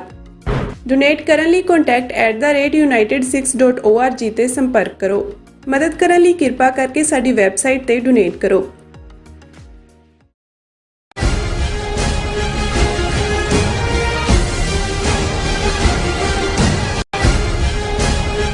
ਵਿਊਅਰਸ, ਬ੍ਰੇਕ ਤੋਂ ਬਾਅਦ ਤੁਹਾਡਾ ਸਾਰਿਆਂ ਦਾ ਸਵਾਗਤ ਹੈ। ਗੱਲਬਾਤ ਨੂੰ ਅੱਗੇ ਤੋਰਦੇ ਹਾਂ। ਸੁਖਵਿੰਦਰ ਸਿੰਘ ਜੀ, ਹੁਣ ਅਸੀਂ ਗੱਲ ਕਰੀਏ ਜਿਹੜੀ ਅਸੀਂ ਇੰਟਰਨੈਸ਼ਨਲ ਇਸ਼ੂਜ਼ ਹਮੇਸ਼ਾ ਸੱਚੋ ਸੱਚ ਪ੍ਰੋਗਰਾਮ ਦੇ ਵਿੱਚ ਡਿਸਕਸ ਕਰਦੇ ਹਾਂ। ਸੋ ਅੱਜ ਜਿਹੜਾ ਰਸ਼ੀਆ ਤੇ ਯੂਕਰੇਨ ਦਾ ਕਨਫਲਿਕਟ ਹੈ ਉਹਦੇ ਤੇ ਇੱਕ ਅਹਿਮ ਡਿਵੈਲਪਮੈਂਟ ਸਾਡੇ ਸਾਹਮਣੇ ਆਈ ਹੈ। ਅਸੀਂ ਅਮਰੀਕਾ ਦੀ ਧਰਤੀ ਤੇ ਅਸੀਂ ਵਾਸ਼ਿੰਗਟਨ DC ਦੇ ਵਿੱਚ ਹੁਣੇ ਦੇਖ ਰਹੇ ਹਾਂ ਕਿ ਜਿਹੜੇ UK ਦੇ, ਇੰਗਲੈਂਡ ਦੇ ਪ੍ਰਧਾਨ ਮੰਤਰੀ ਹੈਗੇ ਆ, ਉਹ ਅਮਰੀਕਾ ਦੇ ਦੌਰੇ ਦੇ ਉੱਤੇ ਆਏ ਹੋਏ ਆ ਤੇ ਉਹਨਾਂ ਨੇ ਅੱਜ ਵਾਈਟ ਹਾਊਸ ਦੇ ਵਿੱਚ ਅਮਰੀਕਾ ਦੇ ਪ੍ਰਧਾਨ ਬਾਈਡਨ ਦੇ ਨਾਲ ਮੁਲਾਕਾਤ ਕੀਤੀ ਹੈ। ਸੋ ਇਹਦੀਆਂ ਜਿਹੜੀਆਂ ਖਬਰਾਂ ਨੇ, ਹੁਣੇ ਇਹ ਮੀਟਿੰਗ ਹੋਈ ਹੈ, ਬਾਅਦ ਦੁਪਹਿਰ ਦੀ ਡਿਵੈਲਪਮੈਂਟ ਹੈ ਤੇ ਬਾਅਦ ਦੁਪਹਿਰ ਤੋਂ ਬਾਅਦ ਇਸ ਵਕਤ ਜਿਹੜੀਆਂ ਉਹ ਖਬਰਾਂ ਨੇ ਹੁਣ ਉਹ ਨਸ਼ਰ ਹੋਣੀਆਂ ਸ਼ੁਰੂ ਹੋ ਗਈਆਂ ਨੇ। ਸੋ ਇਹਦਾ ਮੇਨ ਜਿਹੜਾ ਫੋਕਸ ਹੈਗਾ ਇਸ ਡਿਵੈਲਪਮੈਂਟ ਦਾ ਜਾਂ ਇਸ ਮੀਟਿੰਗ ਦਾ, ਉਹ ਰੂਸ ਦੇ ਉੱਤੇ ਕੇਂਦਰਿਤ ਹੈ, ਰੂਸ ਦੀਆਂ ਡਿਵੈਲਪਮੈਂਟਸ ਦੇ ਨਾਲ ਕੇਂਦਰਿਤ ਹੈ। ਰੂਸ ਤੇ ਯੂਕਰੇਨ ਦੀ ਜਿਹੜੀ ਵਾਰ ਹੈ ਉਹਦੇ ਤੇ ਇਹਦਾ ਜਿਹੜਾ ਸਾਰਾ ਫੋਕਸ ਹੈ, ਕਿਉਂਕਿ ਯੂਕਰੇਨ ਵੱਲੋਂ, ਯੂਕਰੇਨ ਦੇ ਪ੍ਰੈਜ਼ੀਡੈਂਟ ਜ਼ੈਲੈਂਸਕੀ ਵੱਲੋਂ ਇਹ ਫੋਰਸ ਕੀਤਾ ਜਾ ਰਿਹਾ ਸੀ ਜਾਂ ਐਮਫੇਸਾਈਜ਼ ਕੀਤਾ ਜਾ ਰਿਹਾ ਸੀ, ਕਹਿ ਲਓ ਕਿ ਭਾਈ ਸਾਨੂੰ ਜਿਹੜੀ ਤੁਹਾਡੀ ਵੈਸਟ ਦੀ ਵੈਪਨਰੀ ਹੈ, ਅਮਰੀਕਾ ਦੀ ਖਾਸ ਤੌਰ ਤੇ ਉਹ ਲੌਂਗ ਰੇਂਜ ਵਾਲੀਆਂ ਮਿਸਾਈਲ ਸਾਨੂੰ ਯੂਜ਼ ਕਰਨ ਦੀ ਇਜਾਜ਼ਤ ਮਿਲੇ ਤਾਂ ਕਿ ਅਸੀਂ ਰਸ਼ੀਆ ਦੇ ਵਿੱਚ ਵੜ ਕੇ ਜਿਹੜਾ ਹੈ ਹਮਲਾ ਕਰ ਸਕੀਏ। ਤੇ ਉਸ ਗੱਲ ਨੂੰ ਰਸ਼ੀਆ ਵੱਲੋਂ ਐਨ ਐਕਟ ਆਫ ਵਾਰ ਕਿਹਾ ਜਾ ਰਿਹਾ ਆ ਕਿ ਭਾਈ ਜੇ ਉਸ ਕਿਸਮ ਦੀ ਕੋਈ ਗੱਲ ਹੁੰਦੀ ਹੈ ਤੇ ਅਸੀਂ ਸਮਝਾਂਗੇ ਕਿ ਸਾਡੀ ਜਿਹੜੀ ਜੰਗ ਹੈ ਉਹ ਇਕੱਲੇ ਯੂਕਰੇਨ ਨਾਲ ਨਹੀਂ, ਬਾਕੀ ਜਿਹੜੇ ਵੈਸਟਰਨ ਐਲਾਈਜ਼ ਹੈਗੇ ਆ ਨੈਟੋ ਦੇ ਨਾਲ, ਉਹ ਵੀ ਸਾਡੀ ਸਿੱਧੀ ਜੰਗ ਜਿਹੜੀ ਹੈ ਉਹ ਸ਼ੁਰੂ ਹੋ ਜਾਣੀ ਹੈ। ਸੋ ਇਹ ਜਿਹੜੀ ਟਸਲ ਹੈ, ਬਿਆਨਬਾਜ਼ੀਆਂ ਨੇ ਇਸ ਕਿਸਮ ਦੀਆਂ ਚੱਲ ਰਹੀਆਂ ਨੇ ਤੇ ਇਹਨਾਂ ਬਿਆਨਬਾਜ਼ੀਆਂ ਦੇ ਦਰਮਿਆਨ ਇਹ ਜਿਹੜੀ ਮੀਟਿੰਗ ਹੈ ਉਹ ਹੁੰਦੀ ਹੈ। ਤੇ ਇਸ ਮੀਟਿੰਗ ਦੇ ਹਵਾਲੇ ਨਾਲ ਗੱਲ ਕਰੀਏ ਵੀ ਕਿਹੜੇ ਪਹਿਲੂ ਵਿਚਾਰੇ ਗਏ ਆ, ਡਿਟੇਲਸ ਕੀ ਨੇ ਇਸ ਵਕਤ ਜਿਹੜੀ ਅਮਰੀਕਾ ਤੇ ਬਰਤਾਨੀਆ ਦੇ ਜਿਹੜੇ ਮੋਢੀ ਆਗੂ ਹੈ ਉਹਨਾਂ ਦੇ ਵਿਚਾਲੇ ਅੱਜ ਵਾਈਟ ਹਾਊਸ ਦੇ ਵਿੱਚ ਹੋਈ ਹੈ। ਬਿਲਕੁਲ ਜੀ, ਦੇਖੋ ਅਮਰਵੀਰ ਸਿੰਘ ਜੀ, ਬਿਲਕੁਲ, ਕਿਉਂਕਿ ਲੇਟੈਸਟ ਨਿਊਜ਼ ਆ, ਜਿੰਨੀਆਂ ਕਿ ਡਿਟੇਲਸ ਇਹਦੀਆਂ ਹੁਣ ਤੱਕ ਬਾਹਰ ਆਈਆਂ ਨੇ ਤਾਂ ਉਹਦੇ ਚੋਂ ਮਤਲਬ ਸਾਰਿਆਂ ਦੀ ਕਿਉਂਕਿ ਜਿਹੜੀ ਨਜ਼ਰ ਆ ਉਹ ਇਸੇ ਗੱਲ ਤੇ ਸੀ ਕਿ ਜਿਹੜੀ ਯੂਕਰੇਨ ਦੀ ਡਿਮਾਂਡ ਸੀ ਕਿ ਜਿਹੜੀਆਂ ਲੌਂਗ ਰੇਂਜ ਮਿਸਾਈਲਸ ਨੇ ਉਹ ਯੂਐਸ ਜਿਹੜੀ ਰਸ਼ੀਆ ਦੀ ਟੈਰੀਟਰੀ ਆ ਉਹਦੇ ਵਿੱਚ ਉਹਨਾਂ ਨੂੰ ਵਰਤਣ ਦੀ ਪਰਮਿਸ਼ਨ ਦਿੱਤੀ ਜਾਵੇ। ਤਾਂ ਉਹਦੇ ਤੇ ਮਤਲਬ ਇਹ ਸੀ ਕਿ ਕੀ ਫੈਸਲਾ ਹੁੰਦਾ ਆ। ਤਾਂ ਯੂਕੇ ਦੇ ਪ੍ਰਾਈਮ ਮਿਨਿਸਟਰ ਤੇ ਯੂਐਸ ਪ੍ਰੈਜ਼ੀਡੈਂਟ ਦੇ ਦਰਮਿਆਨ ਜਿਹੜੀ ਗੱਲਬਾਤ ਹੋਈ ਆ, ਉਹ ਤੋਂ ਬਾਅਦ ਯੂਕੇ ਦੇ ਪ੍ਰਾਈਮ ਮਿਨਿਸਟਰ ਨੇ ਬਾਹਰ ਆ ਕੇ ਜਿਹੜੀ ਇੰਡੀਕੇਸ਼ਨ ਦਿੱਤੀ ਆ, ਉਹ ਤੋਂ ਮੀਡੀਆ ਦੇ ਵਿੱਚ ਇਹੀ ਗੱਲ ਸਾਹਮਣੇ ਆ ਰਹੀ ਆ ਕਿ ਉਹਦੇ ਤੇ ਕੋਈ ਵੀ ਜਿਹੜੀ ਸਹਿਮਤੀ ਆ ਇਸ ਫੈਸਲੇ ਬਾਰੇ ਨਹੀਂ ਬਣੀ ਆ ਕਿ ਜਿਹੜੇ ਵੈਸਟਰਨ ਵੈਪਨਸ ਨੇ, ਖਾਸ ਤੌਰ ਤੇ ਯੂਐਸ ਦੇ ਜਿਹੜੇ ਲੌਂਗ ਰੇਂਜ ਵੈਪਨਸ ਨੇ ਜਾਂ ਯੂਕੇ ਦੇ ਜਿਹੜੇ ਯੂਕਰੇਨ ਨੂੰ ਰਸ਼ੀਆ ਦੇ ਵਿੱਚ ਅਟੈਕ ਕਰਨ ਲਈ ਪ੍ਰਵਾਨਗੀ ਦਿੱਤੀ ਜਾਵੇ। ਤਾਂ ਇਹਦੇ ਤੇ ਮਤਲਬ ਸਹਿਮਤੀ ਜਿਹੜੀ ਬਣਦੀ ਉਹ ਨਹੀਂ ਨਜ਼ਰ ਆਈ ਹੈ ਇਸ ਮੀਟਿੰਗ ਦੇ ਵਿੱਚ। ਤਾਂ ਹਜੇ ਤੱਕ ਦੀ ਇਹੀ ਇਨਫੋਰਮੇਸ਼ਨ ਆ, ਕਿਉਂਕਿ ਇਸ ਫੈਸਲੇ ਦੇ ਉੱਤੇ ਜਿਹੜਾ ਜੰਗ ਦਾ ਅਗਲਾ ਸਾਰਾ ਮਤਲਬ ਅਸੀਂ ਕਹਿ ਸਕਦੇ ਹਾਂ ਵੀ ਮਾਹੌਲ ਆ ਉਹ ਤੈਅ ਹੋਣਾ ਸੀ। ਕਿਉਂਕਿ ਤੁਸੀਂ ਜਿਹੜੀ ਗੱਲ ਕੀਤੀ ਆ ਵੀ ਪੁਤਿਨ ਆ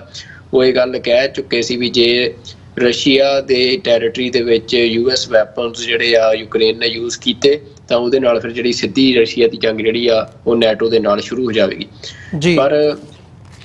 ਉਹਦੇ 'ਚ ਇਹ ਵੀ ਆਪਾਂ ਆਪਣੇ ਦਰਸ਼ਕਾਂ ਨੂੰ ਪਹਿਲਾਂ ਵੀ ਕਈ ਵਾਰ ਗੱਲ ਹੋ ਚੁੱਕੀ ਆ, ਫਿਰ ਰਿਪੀਟ ਕਰ ਦਈਏ ਕਿ ਹਜੇ ਤੱਕ ਜਿਹੜਾ ਯੂਐਸ ਆਪਣੇ ਸਾਰੇ ਵੈਪਨ ਦੇ ਰਿਹਾ, ਉਹਦੀ ਜਿਹੜੀ ਮੋਸਟਲੀ ਅਪਰੋਚ ਇਹੀ ਆ ਅਫੀਸ਼ੀਅਲੀ ਕਿ ਜਿਹੜੇ ਉਹ ਵੈਪਨਸ ਨੇ ਉਹ ਯੂਕਰੇਨ ਦੀ ਸੇਫਟੀ ਦੇ ਲਈ ਆ ਤੇ ਉਹ ਰਸ਼ੀਆ ਦੇ ਜਿਹੜੇ ਅਟੈਕਸ ਨੇ ਜਾਂ ਉਹਨਾਂ ਨੂੰ ਰੋਕਣ ਦੇ ਲਈ ਜਾਂ ਫਿਰ ਜਿਹੜੇ ਯੂਕਰੇਨ ਦੀ ਟੈਰੀਟਰੀ ਦੇ ਉੱਤੇ ਜਿੰਨਾ ਰਸ਼ੀਆ ਦਾ ਕਬਜ਼ਾ ਹੋ ਚੁੱਕਿਆ ਆ ਵੀ ਉਸ ਖਿੱਤੇ ਦੇ ਵਿੱਚ ਜਿਹੜੇ ਉਹ ਵੈਪਨਸ ਨੇ ਉਹ ਯੂਜ਼ ਕੀਤੇ ਜਾ ਰਹੇ ਆ। ਇਸ ਤੋਂ ਇਲਾਵਾ ਪਰ ਜਿਹੜੀ ਅਮਰਵੀਰ ਸਿੰਘ ਜੀ ਇਹ ਮੀਟਿੰਗ ਦੇ ਵਿੱਚ ਹਾਲਾਂਕਿ ਜਿਹੜੀ ਸਭ ਤੋਂ ਵੱਧ ਡਿਸਕਸ਼ਨ ਹੋਣੀ ਸੀ ਉਹ ਜਿਹੜੇ 3 ਅਹਿਮ ਮੁੱਦੇ ਇਸ ਮੀਟਿੰਗ ਦੇ ਵਿੱਚ ਵਿਚਾਰੇ ਗਏ ਆ, ਉਹ ਯੂਕਰੇਨ ਤੇ ਰਸ਼ੀਆ ਦੀ ਜੰਗ ਤੇ ਦੂਜਾ ਮਿਡਲ ਈਸਟ ਦਾ ਜਿਹੜਾ ਸਾਰਾ ਕ੍ਰਾਈਸਿਸ ਬਣਿਆ ਹੋਇਆ ਆ ਇਜ਼ਰਾਈਲ ਤੇ ਪੈਲਸਤੀਨ ਦੀ ਜੰਗ ਦਾ, ਤੇ ਤੀਜਾ ਜਿਹੜਾ ਅਹਿਮ ਮਸਲਾ ਵਿਚਾਰਿਆ ਗਿਆ ਜੋ ਸਿੱਖਾਂ ਦੇ ਲਈ ਇੰਪੋਰਟੈਂਟ ਆ ਉਹ ਹੈਗਾ ਆ ਇੰਡੋ ਪੈਸੀਫਿਕ ਪੋਲਿਸੀ। ਮਤਲਬ ਇੰਡੋ ਪੈਸੀਫਿਕ ਨੂੰ ਵੀ ਬਹੁਤ ਡਿਟੇਲ ਦੇ ਵਿੱਚ ਇਸ ਮੀਟਿੰਗ ਦੇ ਵਿੱਚ ਡਿਸਕਸ ਕੀਤਾ ਗਿਆ। ਕੀ ਡਿਸਕਸ਼ਨਸ ਹੋਈਆਂ ਨੇ ਉਹਦੇ ਬਾਰੇ ਉਹ ਕਿਉਂਕਿ ਬੜੀ ਮਤਲਬ ਹਜੇ ਤੱਕ ਉਹਦੇ ਬਾਰੇ ਕੋਈ ਜਾਣਕਾਰੀਆਂ ਬਾਹਰ ਨਹੀਂ ਆਈਆਂ, ਪਰ ਆਪਣੇ ਆਪ 'ਚ ਇਹ ਗੱਲ ਬੜੀ ਇੰਪੋਰਟੈਂਟ ਹੈਗੀ ਆ ਵੀ ਇਹ ਮੀਟਿੰਗ ਜਿਹੜੀ ਕਿ ਜਿਹਦੇ ਤੇ ਸਾਰੀ ਦੁਨੀਆ ਦੀ ਅੱਜ ਅੱਖ ਸੀ ਤੇ ਉਸ ਮੀਟਿੰਗ ਦੇ ਵਿੱਚ ਜਿਹੜਾ ਇੰਡੋ ਪੈਸੀਫਿਕ ਨੂੰ ਬੜਾ ਮਤਲਬ ਇੰਪੋਰਟੈਂਟਲੀ ਡਿਸਕਸ ਕੀਤਾ ਗਿਆ। ਇਹਨਾਂ ਮਤਲਬ ਦੁਨੀਆ ਦੇ ਜਿਹੜਾ ਵੈਸਟਰਨ ਗਰੁੱਪ ਆ ਉਹਦੇ ਜਿਹੜੇ ਸਭ ਤੋਂ ਸਟਰੋਂਗ ਅਸੀਂ ਕਹਿ ਸਕਦੇ ਹਾਂ ਮੈਂਬਰ ਨੇ ਉਹਨਾਂ ਦੇ ਵੱਲੋਂ ਜੀ, ਤੇ ਉਹ ਹੁਣ ਪੋਲਿਸੀ 'ਚ ਕੀ ਫੈਸਲੇ ਹੋਏ ਆ ਕਿਉਂਕਿ ਇਸ ਟਾਈਮ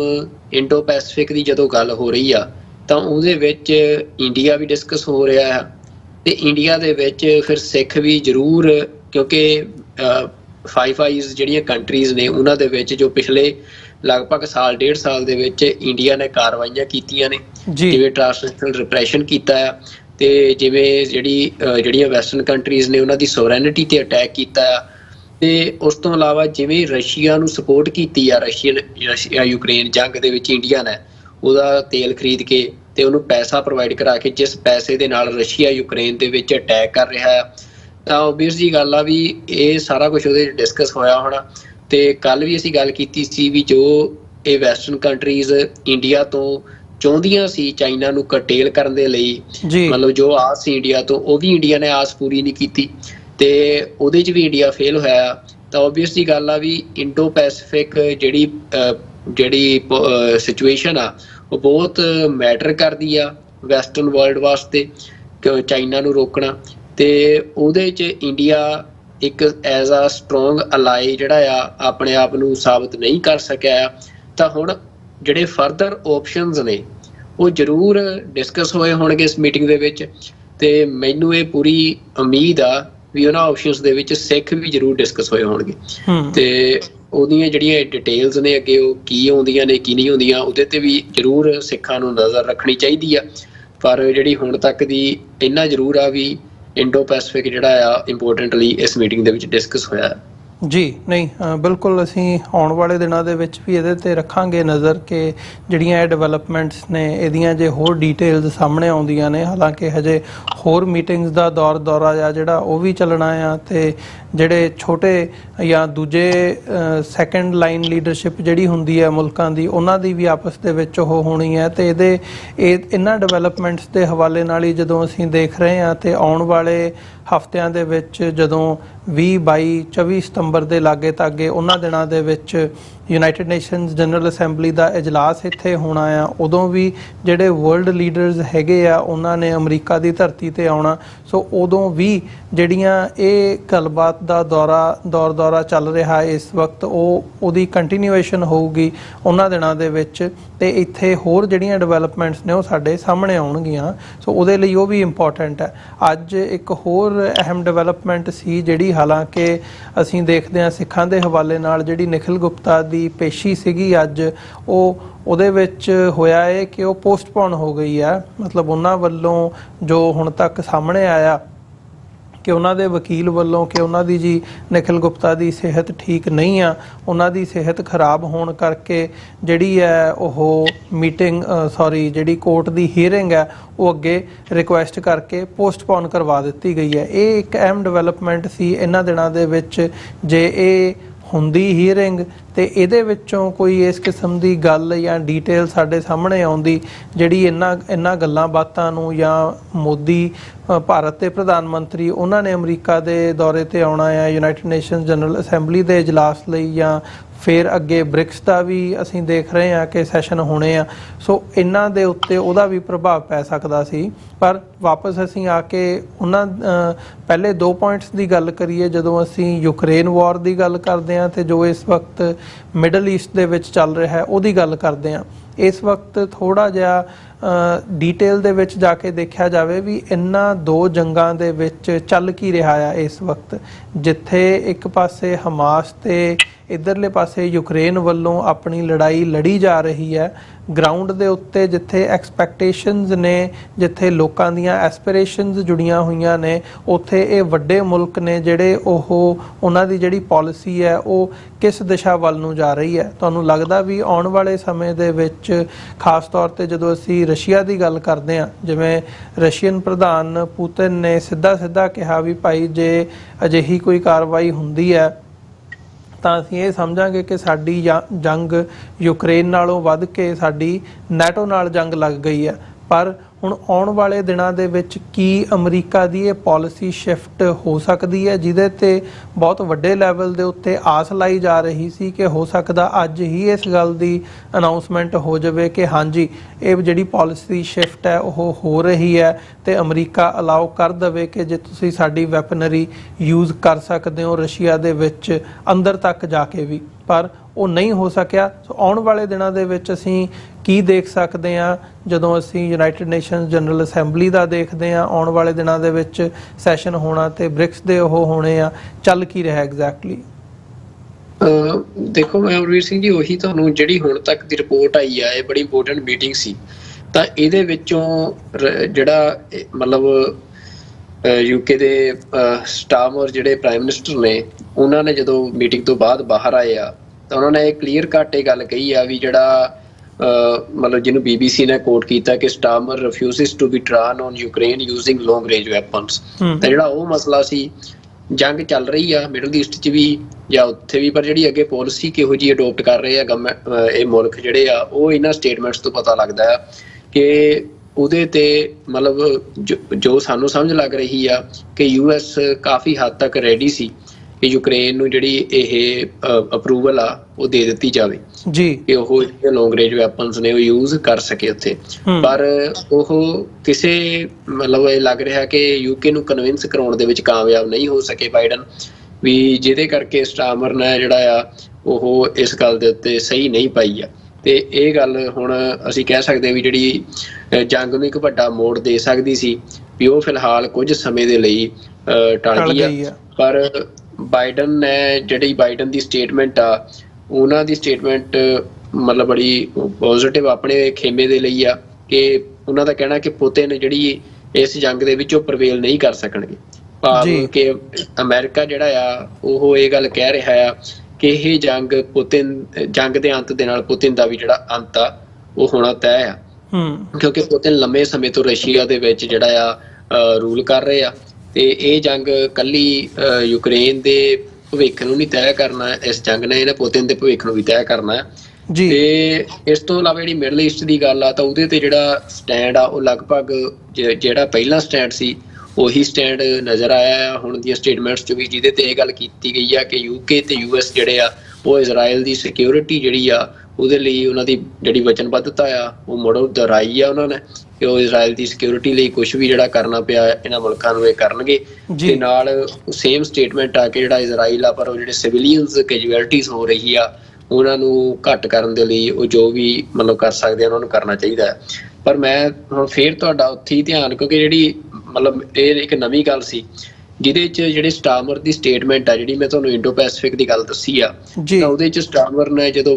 ਬਾਹਰ ਆ ਕੇ ਜਿਹੜੀਆਂ ਸਟੇਟਮੈਂਟਸ ਦਿੱਤੀਆਂ ਤਾਂ ਉਹਦੇ 'ਚ ਉਹਨਾਂ ਨੇ ਕਿਹਾ he said also brought up the Indo-Pacific adding that there was no region more important to our future। ਤਾਂ ਜਿਹੜਾ ਇਹ ਕੋਟ ਆ ਸਟਾਰਮਰ ਦਾ ਇਹ ਆਪਣੇ ਆਪ ਦੇ ਵਿੱਚ ਬਹੁਤ ਜ਼ਿਆਦਾ ਮਾਇਨੇ ਰੱਖਦਾ ਹੈ।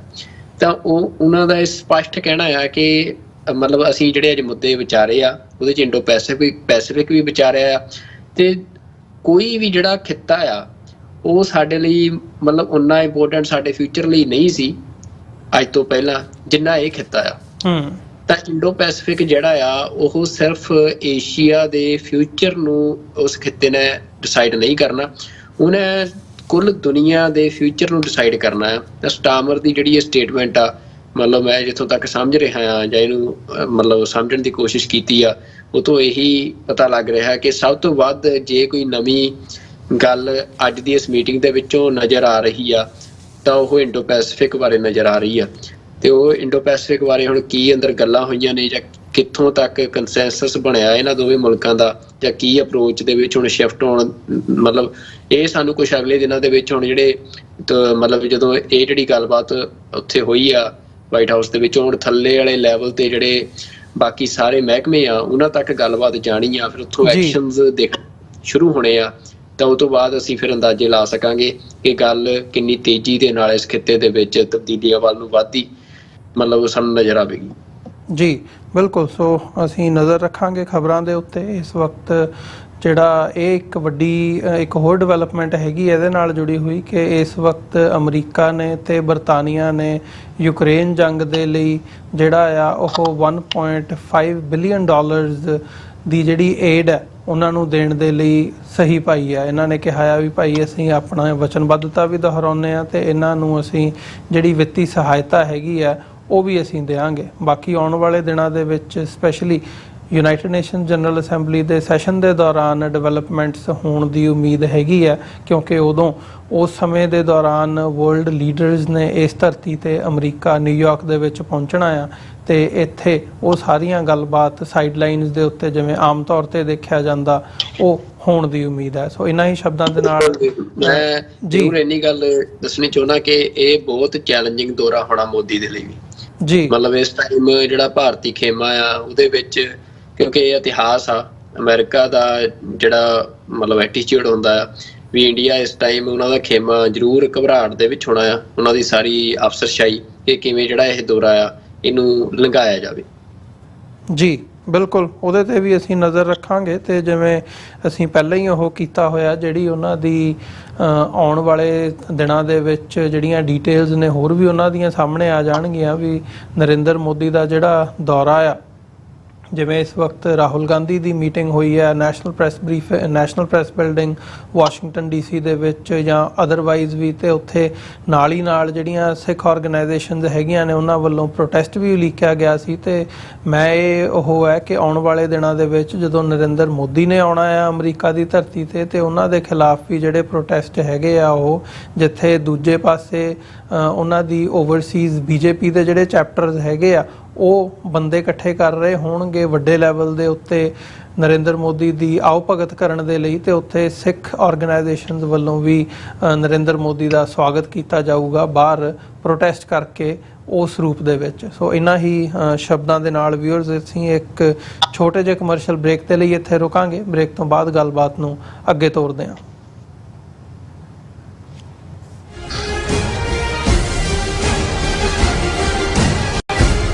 ਫੈਡਰੇਸ਼ਨ ਯੂਕੇ ਖਾਲਸਾ ਰਾਜ ਦੀ ਪ੍ਰਾਪਤੀ ਅਤੇ ਸਿੱਖ ਹੱਕਾਂ ਲਈ ਲਗਾਤਾਰ ਜੂਝ ਰਹੀ ਇੱਕੋ ਇੱਕ ਪੰਥਕ ਅਤੇ ਰਾਜਨੀਤਿਕ ਜਥੇਬੰਦੀ ਹੈ। ਹਰ ਸਾਲ ਦੀ ਤਰ੍ਹਾਂ ਇਸ ਸਾਲ ਵੀ ਸਿੱਖ ਫੈਡਰੇਸ਼ਨ ਯੂਕੇ ਵੱਲੋਂ 15 ਸਤੰਬਰ ਦਿਨ ਐਤਵਾਰ ਨੂੰ ਗੁਰਦੁਆਰਾ ਸਹਿਜਲੀ ਸਟਰੀਟ ਵੁਲਵਰਹੈਂਪਟਨ ਵਿਖੇ ਬੜੇ ਵੱਡੇ ਪੱਧਰ ਤੇ ਸਾਲਾਨਾ ਕਨਵੈਨਸ਼ਨ ਕੀਤੀ ਜਾ ਰਹੀ ਹੈ। ਸੰਗਤਾਂ ਨਾਲ ਆਪਣੇ ਵਿਚਾਰ ਸਾਂਝੇ ਕਰਨ ਲਈ ਦੇਸਾਂ ਵਿਦੇਸਾਂ ਤੋਂ ਰਾਜਨੀਤਿਕ ਸ਼ਖਸੀਅਤਾਂ, ਕੌਮੀ ਲੀਡਰ ਅਤੇ ਪੰਥਕ ਬੁਲਾਰੇ ਪਹੁੰਚ ਰਹੇ ਨੇ। ਸੋ ਪਿਆਰੇ ਖਾਲਸਾ ਜੀ, 15 ਸਤੰਬਰ ਦਿਨ ਐਤਵਾਰ ਨੂੰ ਸਵੇਰੇ 10 ਵਜੇ ਗੁਰਦੁਆਰਾ ਸਹਿਜਲੀ ਸਟਰੀਟ ਵੁਲਵਰਹੈਂਪਟਨ ਵਿਖੇ ਹੁਮ-ਹੁਮਾ ਕੇ ਪਹੁੰਚਣ ਦੀ ਕਿਰਪਾਲਤਾ ਕਰੋ ਜੀ। ਵਧੇਰੇ ਜਾਣਕਾਰੀ ਲਈ ਹੇਠ ਲਿਖੇ ਨੰਬਰਾਂ ਤੇ ਸੰਪਰਕ ਕਰੋ ਜੀ।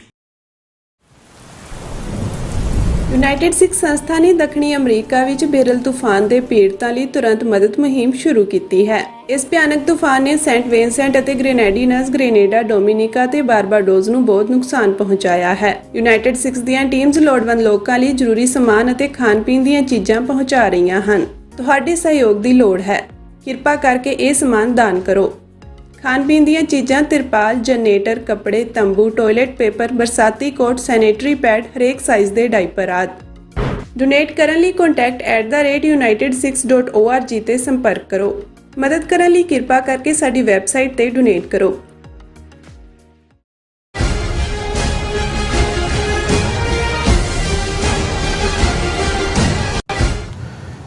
ਵਿਊਅਰਸ, ਬ੍ਰੇਕ ਤੋਂ ਬਾਅਦ ਤੁਹਾਡਾ ਸਾਰਿਆਂ ਦਾ ਸਵਾਗਤ ਹੈ। ਗੱਲਬਾਤ ਨੂੰ ਅੱਗੇ ਤੋਰਦੇ ਹਾਂ। ਸੁਖਵਿੰਦਰ ਸਿੰਘ ਜੀ, ਹੁਣ ਅਸੀਂ ਗੱਲ ਕਰਦੇ ਹਾਂ ਪੰਜਾਬ ਦੇ ਵਿੱਚ ਇੱਕ ਵੱਡੀ ਖਬਰ ਸਾਡੇ ਸਾਹਮਣੇ ਆਈ ਹੈ। ਬੀਤੀ ਕੱਲ੍ਹ ਜਦੋਂ ਅਸੀਂ ਦੇਖਦੇ ਹਾਂ ਚੰਡੀਗੜ੍ਹ ਦੇ ਵਿੱਚ ਇੱਕ ਬਲਾਸਟ ਹੁੰਦਾ ਜਿਹਨੂੰ ਗ੍ਰੇਨੇਡ ਅਟੈਕ ਦੇ ਨਾਲ ਉਹ ਕੀਤਾ ਜਾਂਦਾ ਕਿ ਚੰਡੀਗੜ੍ਹ ਦੇ ਵਿੱਚ ਇੱਕ ਘਰ ਦੇ ਵਿੱਚ ਥੱਲੜਲੇ ਫਲੋਰ ਦੇ ਉੱਤੇ ਹੱਥ ਦੇ ਨਾਲ ਜਿਹੜਾ ਗ੍ਰੇਨੇਡ ਹੈ ਉਹ ਸੁੱਟਿਆ ਜਾਂਦਾ ਆ। ਤੇ ਅੱਜ ਦੀਆਂ ਜਿਹੜੀਆਂ ਮੇਜਰ ਖਬਰਾਂ ਹੈਗੀਆਂ ਨੇ ਇਸ ਅਟੈਕ ਨੂੰ ਜਿਹੜਾ ਆ ਉਹ ਪੰਜਾਬ ਪੁਲਿਸ ਨੇ ਟੈਰਰ ਅਟੈਕ ਦੇ ਨਾਲ ਕਰਕੇ ਉਹ ਕੀਤਾ ਕਿ ਭਾਈ ਇਹ ਅੱਤਵਾਦੀ ਹਮਲਾ ਸੀ ਤੇ ਇਹਦੇ ਪਿੱਛੇ ਉਹਨਾਂ ਨੇ ਖਾਲਿਸਤਾਨ ਤੇ ਪਾਕਿਸਤਾਨ ਦੋਵਾਂ ਨੂੰ ਜ਼ਿੰਮੇਵਾਰ ਠਹਿਰਾਇਆ। ਬੇਸਿਕਲੀ ਇਹਦੀਆਂ ਜਿਹੜੀਆਂ ਇਸ ਹਮਲੇ ਦੀਆਂ ਤਾਰਾਂ ਨੇ ਉਹ ਸਿੱਖ ਐਕਟਿਵਿਸਟ ਦੇ ਨਾਲ ਜੋੜੀਆਂ ਨੇ ਤੇ ਨਾਲ ਹੀ ਨਾਲ ਜਿਹੜੀ ਵੀ ਭਾਈ ਇਹ ਪਾਕਿਸਤਾਨ ਦੇ ਰਾਹੀਂ ਜਿਹੜਾ ਸਾਰੀ ਕਾਰਵਾਈ ਆ ਉਹ ਕੀਤੀ ਗਈ ਆ। ਉਹਦੀਆਂ ਡਿਟੇਲਸ ਸਾਡੇ ਸਾਹਮਣੇ ਹੈਗੀਆਂ ਨੇ ਜਿਹੜੀਆਂ ਅੱਜ ਦੀਆਂ ਖਬਰਾਂ ਨੇ। ਇੱਥੋਂ ਸ਼ੁਰੂ ਕਰੀਏ ਇਸ ਟੌਪਿਕ ਦੇ ਉੱਤੇ ਗੱਲਬਾਤ।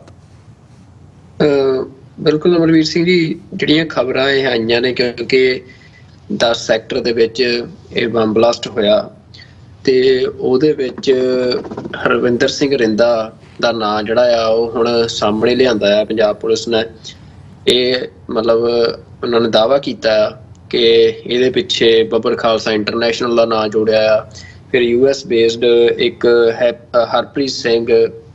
ਉਰਫ ਹੈਪੀ ਪਾਸੀਆ ਜਿਹੜਾ ਆ ਉਹਦਾ ਨਾਂ ਜੋੜਿਆ ਆ ਕਿ ਇਹਨਾਂ ਦੇ ਵੱਲੋਂ ਇਹ ਸਾਰੀ ਕਨਸਪੀਰੇਸੀ ਕੀਤੀ ਗਈ ਤੇ ਜਿਹਦਾ ਟਾਰਗੇਟ ਜਿਹੜਾ ਆ ਉਹ ਪੰਜਾਬ ਪੁਲਿਸ ਦਾ ਜਿਹੜਾ ਰਿਟਾਇਰਡ SP ਆ ਜਸਕੀਰਤ ਚਾਹਲ ਜੀ, ਉਹਨੂੰ ਮਾਰਨ ਦੀ ਇਹ ਸਾਜ਼ਿਸ਼ ਸੀ। ਕਿਉਂਕਿ ਜਿਹੜਾ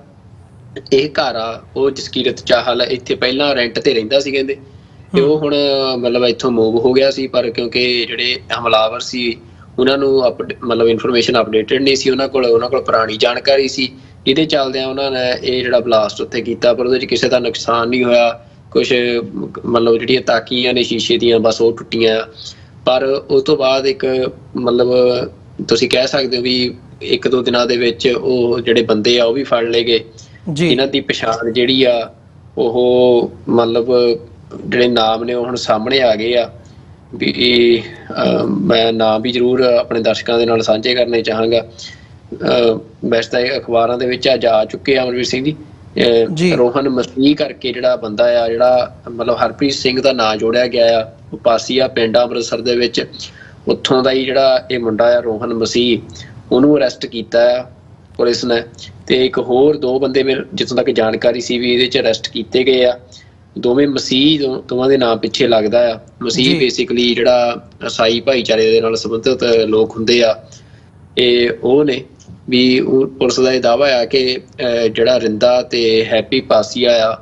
ਇਹਨਾਂ ਦੇ ਵੱਲੋਂ ਇਹਨਾਂ ਬੰਦਿਆਂ ਨੂੰ ਪੈਸੇ ਦੇਣ ਦਾ ਭਰੋਸਾ ਦੇ ਕੇ ਜਿਹੜਾ ਇਹ ਅਟੈਕ ਆ ਇਹ ਕਰਵਾਇਆ ਗਿਆ। ਤੇ ਇਸ ਅਟੈਕ ਦਾ ਜਿਹੜਾ ਟਾਰਗੇਟ ਸੀ ਉਹ ਜਸਕੀਰਤ ਚਾਹਲ ਨੂੰ ਮਾਰਨਾ ਸੀ। ਜਸਕੀਰਤ ਚਾਹਲ ਬਾਰੇ ਜਿਹੜੀ ਗੱਲ ਆ ਉਹ ਇਹ ਆ ਕਿ ਜਿਹੜਾ 1986 ਦੇ ਵਿੱਚ ਨਕੋਦਰ ਸਾਕਾ ਵਾਪਰਿਆ ਸੀ, ਜਦੋਂ ਗੁਰੂ ਗ੍ਰੰਥ ਸਾਹਿਬ ਜੀ ਦੀ ਬੇਅਦਬੀ ਕੀਤੀ ਗਈ ਸੀ, ਤੇ ਉਸ ਖਿਲਾਫ ਪ੍ਰਦਰਸ਼ਨ ਕਰ ਰਹੇ ਜਿਹੜੇ ਸਿੱਖ ਸੰਗਤਾਂ ਸੀ, ਉਹਨਾਂ ਤੇ ਪੁਲਿਸ ਨੇ ਗੋਲੀ ਚਲਾਈ ਸੀ, ਜਿਹਦੇ 'ਚ 4 ਜਿਹੜੇ ਸਿੱਖ ਨੌਜਵਾਨ ਸੀ ਉਹਨਾਂ ਦੀ ਸ਼ਹਾਦਤ ਹੋਈ ਸੀ, ਜਿਹੜੇ ਸਿੱਖ ਸਟੂਡੈਂਟ ਫੈਡਰੇਸ਼ਨ ਨਾਲ ਸੰਬੰਧਿਤ ਸੀ।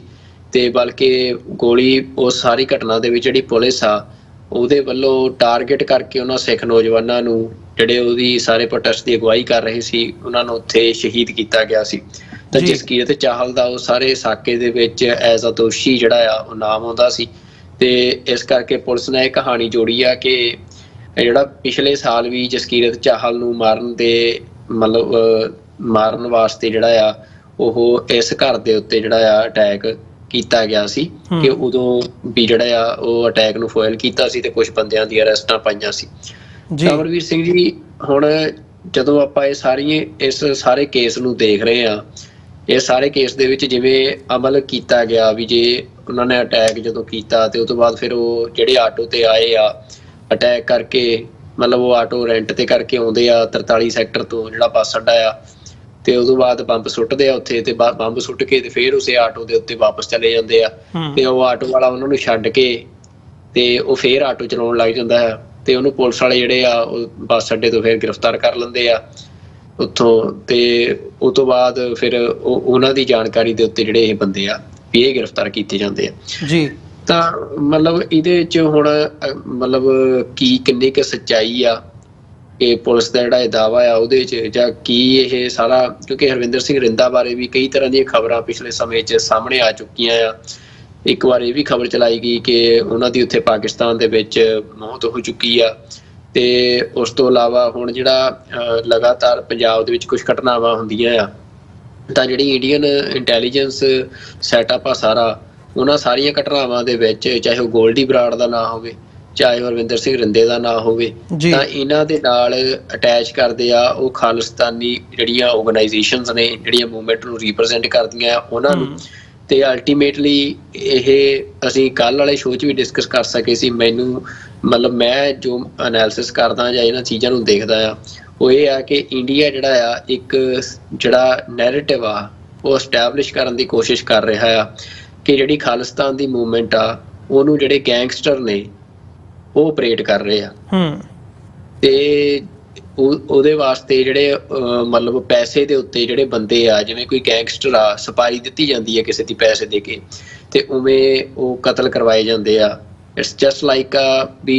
ਤੁਸੀਂ ਕਹਿ ਸਕਦੇ ਹੋ ਵੀ ਇੱਕ ਸਿਰਫ ਕ੍ਰਿਮੀਨਲ ਐਕਟ ਜਿਹੜਾ ਹੁੰਦਾ ਆ ਵੀ ਉਸ ਤਰੀਕੇ ਦੇ ਨਾਲ ਉਹ ਪੇਸ਼ ਕਰ ਰਹੇ ਆ ਵੀ ਇਹ ਨਹੀਂ ਵੀ ਮਤਲਬ ਇਹਨਾਂ ਸਾਰੀਆਂ ਜਿਹੜੇ ਐਕਸ਼ਨਸ ਨੇ ਉਹਦੇ ਪਿੱਛੇ ਕੋਈ ਪੋਲੀਟੀਕਲ ਆਈਡੀਓਲੋਜੀ ਵੀ ਆ, ਉਹਦੀ ਕੋਈ ਗੱਲ ਨਹੀਂ ਹੋ ਰਹੀ। ਬਸ ਇਹ ਹੋ ਰਿਹਾ ਵੀ ਜਿਹੜੇ ਗੈਂਗਸਟਰਸ ਨੇ ਉਹਨਾਂ ਦਾ ਨੈਕਸਸ ਆ ਤੇ ਉਹੀ ਖਾਲਿਸਤਾਨ ਦੀ ਮੂਵਮੈਂਟ ਨੂੰ ਆਪਰੇਟ ਕਰ ਰਹੇ ਆ, ਤੇ ਉਹਨਾਂ ਦੇ ਵੱਲੋਂ ਇਹ ਜਿਹੜੀਆਂ ਘਟਨਾਵਾਂ ਕੀਤੀਆਂ ਜਾ ਰਹੀਆਂ ਨੇ, ਜ਼ਿਆਦਾਤਰ ਜਿਹੜੀਆਂ ਘਟਨਾਵਾਂ ਨੇ ਉਹ ਇਸ ਤਰੀਕੇ ਦੀਆਂ ਵੀ ਜਿਵੇਂ ਤੁਸੀਂ ਕਹਿ ਸਕਦੇ ਹੋ ਵੀ ਬੰਦੇ ਬੜੇ ਛੇਤੀ ਫੜੇ ਵੀ ਜਾਂਦੇ ਆ, ਜਾਂ ਜਿਹੜਾ ਐਕਸ਼ਨ ਹੁੰਦਾ ਆ ਉਹਦੇ 'ਚ ਕੋਈ ਨੁਕਸਾਨ ਵੀ ਨਹੀਂ ਹੁੰਦਾ ਐਸਟੈਬਲਿਸ਼ਮੈਂਟ ਦਾ, ਸਟੇਟ ਦਾ। ਤੇ ਪਰ ਉਹ ਫਿਰ ਲਗਾਤਾਰ ਖਬਰਾਂ 'ਚ ਇੱਦਾਂ ਪ੍ਰਚਾਰਿਆ ਜਾਂਦਾ ਤੇ ਚੈਨਲਸ ਦੇ ਰਾਹੀਂ ਵੀ, ਅਖਬਾਰਾਂ ਦੇ ਰਾਹੀਂ ਵੀ ਜਿਵੇਂ ਹਰ ਘਰ ਤੱਕ ਉਹ ਜਾਣਕਾਰੀ ਜਿਹੜੀ ਆ ਪਹੁੰਚਦੀ ਕੀਤੀ ਜਾਂਦੀ ਆ ਵੀ ਆਹ ਚੀਜ਼ ਇਸ ਤਰੀਕੇ ਨਾਲ ਵਾਪਰੀ ਆ, ਤੇ ਫਿਰ ਉਹਦੇ 'ਚ ਖਾਲਿਸਤਾਨ ਦਾ ਨਾਂ ਜੋੜਿਆ ਜਾਂਦਾ ਆ। ਤਾਂ ਮਤਲਬ ਇਹ ਸਾਰਾ ਕੁਛ ਜਿਹੜਾ ਆ ਵੀ ਇਹਦੇ ਤੇ ਹੋਰ ਜ਼ਿਆਦਾ ਇਹਨੂੰ ਘੋਖਣ ਦੀ ਲੋੜ ਆ ਸਿੱਖ ਜਥੇਬੰਦੀਆਂ ਨੂੰ ਵੀ, ਤੇ ਮਤਲਬ ਜਿਹੜੀਆਂ ਸਿੱਖ ਆਰਗੇਨਾਈਜੇਸ਼ਨਸ ਨੇ ਖਾਲਿਸਤਾਨ ਨਾਲ ਜੁੜੀਆਂ ਧਿਰਾਂ ਆ ਉਹਨਾਂ ਨੂੰ ਵੀ। ਤਾਂ ਇਹਦੇ 'ਚ ਇਹ ਬੜਾ ਜ਼ਰੂਰੀ ਆ ਵੀ ਇਸ ਗੱਲ ਨੂੰ, ਕਿਉਂਕਿ ਇੰਡੀਆ ਸਟੈਬਲਿਸ਼ ਕਰਨਾ ਚਾਹੁੰਦਾ, ਅਸੀਂ ਕੱਲ੍ਹ ਵੀ ਡਿਸਕਸ ਕੀਤਾ ਸੀ, ਕੈਨੇਡਾ ਦੇ ਵਿੱਚ ਹੋਵੇ ਚਾਹੇ US ਦੇ ਵਿੱਚ ਹੋਵੇ, ਵੀ ਉਹ ਜਿਹੜੀ ਖਾਲਿਸਤਾਨ ਦੀ ਮੂਵਮੈਂਟ ਆ ਉਹਨੂੰ ਆਪਣੇ ਪੋਲੀਟੀਕਲ ਆਈਡੀਏ ਤੋਂ ਡੀਰੇਲ ਕਰਕੇ ਉਹਨੂੰ ਦੁਨੀਆ ਦੇ ਵਿੱਚ ਹੁਣ ਉਹਨਾਂ ਦੀ ਇਹ ਕੋਸ਼ਿਸ਼ ਚੱਲ ਰਹੀ ਆ ਵੀ ਇਹਨੂੰ ਇੱਕ ਕ੍ਰਿਮੀਨਲ ਮੂਵਮੈਂਟ ਜਿਹਦੇ 'ਚ ਗੈਂਗਸਟਰਸ ਇਨਵੋਲਵ ਕੀਤੇ ਜਾਣ, ਜਿਹਦੇ 'ਚ ਡਰੱਗ ਟ੍ਰੈਫਿਕਿੰਗ ਨੂੰ ਇਨਵੋਲਵ ਕੀਤਾ ਜਾਵੇ, ਵੀ ਉਸ ਤਰ੍ਹਾਂ ਦੀ ਮੂਵਮੈਂਟ ਵਜੋਂ ਇਹਨੂੰ ਪੋਰਟਰੇ ਕੀਤਾ ਜਾਵੇ। ਤਾਂ ਇਹ ਜਿਹੜਾ ਇੱਕ ਚੈਲੰਜ ਆ ਉਹਨੂੰ ਦੇਖਣਾ ਚਾਹੀਦਾ ਹੈ ਸਿੱਖਾਂ ਨੂੰ ਸੀਰੀਅਸਲੀ, ਵੀ ਇਹਨੂੰ ਕਿਵੇਂ ਆਪਾਂ ਡੀਕੋਡ ਕਰ ਸਕਦੇ ਹਾਂ ਚੀਜ਼ਾਂ ਨੂੰ, ਜਾਂ ਕਿਵੇਂ ਇਸ ਚੀਜ਼ ਨੂੰ ਟੈਕਲ ਕੀਤਾ ਜਾਣਾ ਚਾਹੀਦਾ ਹੈ। ਪਰ ਜਿਹੜੀਆਂ ਹੁਣ ਤੱਕ ਦੀਆਂ ਫੈਕਚੁਅਲ ਇਨਫੋਰਮੇਸ਼ਨਸ ਨੇ ਜੋ ਇੰਡੀਅਨ ਮਤਲਬ ਇਹਦੇ 'ਚ ਜੋ ਵੀ ਦਾਅਵੇ ਕੀਤੇ ਗਏ ਆ, ਜੋ ਹੁਣ ਤੱਕ ਸਾਡੇ ਤੱਕ ਜਾਣਕਾਰੀ ਪਹੁੰਚੀ ਆ ਜਾਂ ਸਾਰੀ ਦੁਨੀਆ ਤੱਕ ਪਹੁੰਚੀ ਆ, ਇਹ ਜਾਣਕਾਰੀ ਇਹ ਦਾਅਵੇ ਸਾਡੇ ਤੱਕ ਉਹ ਨੇ ਜੋ ਇੰਡੀਅਨ ਸਟੇਟ ਨੇ ਕੀਤੇ ਆ ਜਾਂ ਇੰਡੀਅਨ ਏਜੰਸੀਜ਼ ਨੇ ਕੀਤੇ ਆ, ਇਨਵੈਸਟੀਗੇਸ਼ਨ ਏਜੰਸੀਜ਼ ਨੇ ਕੀਤੇ ਆ। ਉਹਦੇ 'ਚ ਮਤਲਬ ਜਿਹੜੇ ਕਰਨ ਵਾਲੇ ਆ ਵੀ ਜੇ ਜਿਹੜੀਆਂ ਖਾਲਿਸਤਾਨੀ ਆਰਗੇਨਾਈਜੇਸ਼ਨਸ ਨੇ ਉਹਨਾਂ ਦਾ ਕੋਈ ਕਲੇਮ ਜਿਹੜਾ ਆ ਉਹ ਹਜੇ ਤੱਕ ਨਹੀਂ ਆਇਆ। ਸਿਰਫ ਇੱਕ ਫੇਸਬੁੱਕ ਦੀ ਪੋਸਟ ਨੂੰ ਜ਼ਰੂਰ ਆਧਾਰ ਬਣਾਇਆ ਜਾ ਰਿਹਾ ਜਿਹਦੇ 'ਚ ਇਹ ਗੱਲ ਕਹੀ ਆ ਵੀ ਖਾਲਿਸਤਾਨ ਦੀ ਆਰਗੇਨਾਈਜੇਸ਼ਨ ਵੱਲੋਂ ਜਿਹੜੀ ਆ ਇਹਦੀ ਜ਼ਿੰਮੇਵਾਰੀ ਲਈ ਗਈ ਆ, ਪਰ ਮਤਲਬ ਕੋਈ ਜਿਹੜਾ ਹਜੇ ਤੱਕ ਉਸ ਤਰੀਕੇ ਦਾ ਮਤਲਬ ਜਿਹੜੀ ਜ਼ਿੰਮੇਵਾਰੀ ਕਲੇਮ ਕਰਨੀ ਹੁੰਦੀ ਆ ਕਿਸੇ ਤਰ੍ਹਾਂ ਦੀ ਘਟਨਾ ਤੋਂ ਬਾਅਦ, ਜਿਹੜੀ ਮਤਲਬ ਜਿਹਦੇ 'ਚ ਕੋਈ ਵਜਨ ਹੋਵੇ, ਉਸ ਤਰੀਕੇ ਦਾ ਜਿਹੜਾ ਦਾਅਵਾ ਆ ਉਹ ਹਜੇ ਤੱਕ ਸਾਹਮਣੇ ਨਹੀਂ ਆਇਆ। ਜੀ ਨਹੀਂ, ਇੱਥੇ ਇਹ ਗੱਲ ਬਿਲਕੁਲ ਤੁਹਾਡੀ ਗੱਲ ਦਰੁਸਤ ਹੈਗੀ ਹੈ। ਜਿਹੜਾ ਇੱਕ ਨੈਕਸਸ ਕਹਿ ਕੇ ਉਹਨਾਂ ਵੱਲੋਂ ਉਹ ਕੀਤਾ ਜਾ ਰਿਹਾ ਵੀ ਭਾਈ ਇਹ ਗੈਂਗਸਟਰਸ ਦਾ ਤੇ ਖਾਲਿਸਤਾਨੀਆਂ ਦਾ ਇੱਕ ਨੈਕਸਸ ਹੈ ਜਿਹੜਾ ਇਹ ਸਾਰੇ ਨੂੰ ਆਪਰੇਟ ਕਰ ਰਿਹਾ ਹੈ, ਤੇ ਇਸ ਕਿਸਮ ਦੀਆਂ ਖਬਰਾਂ ਜਿਹੜੀਆਂ ਨੇ ਉਹ ਮੀਡੀਆ ਦੇ ਵਿੱਚ ਲੱਗ ਰਹੀਆਂ ਨੇ। ਖਾਸ ਤੌਰ 'ਤੇ ਜਦੋਂ ਅਸੀਂ ਇਹ ਸਾਰੇ ਪਾਰਟ ਅਸੀਂ ਬੀਤੇ ਕੱਲ੍ਹ ਵੀ ਡਿਸਕਸ ਕੀਤਾ ਸੀ ਵੀ ਜਿਹੜਾ ਸਾਰਾ ਟਰਾਂਸਨੈਸ਼ਨਲ ਰਿਪਰੈਸ਼ਨ ਦਾ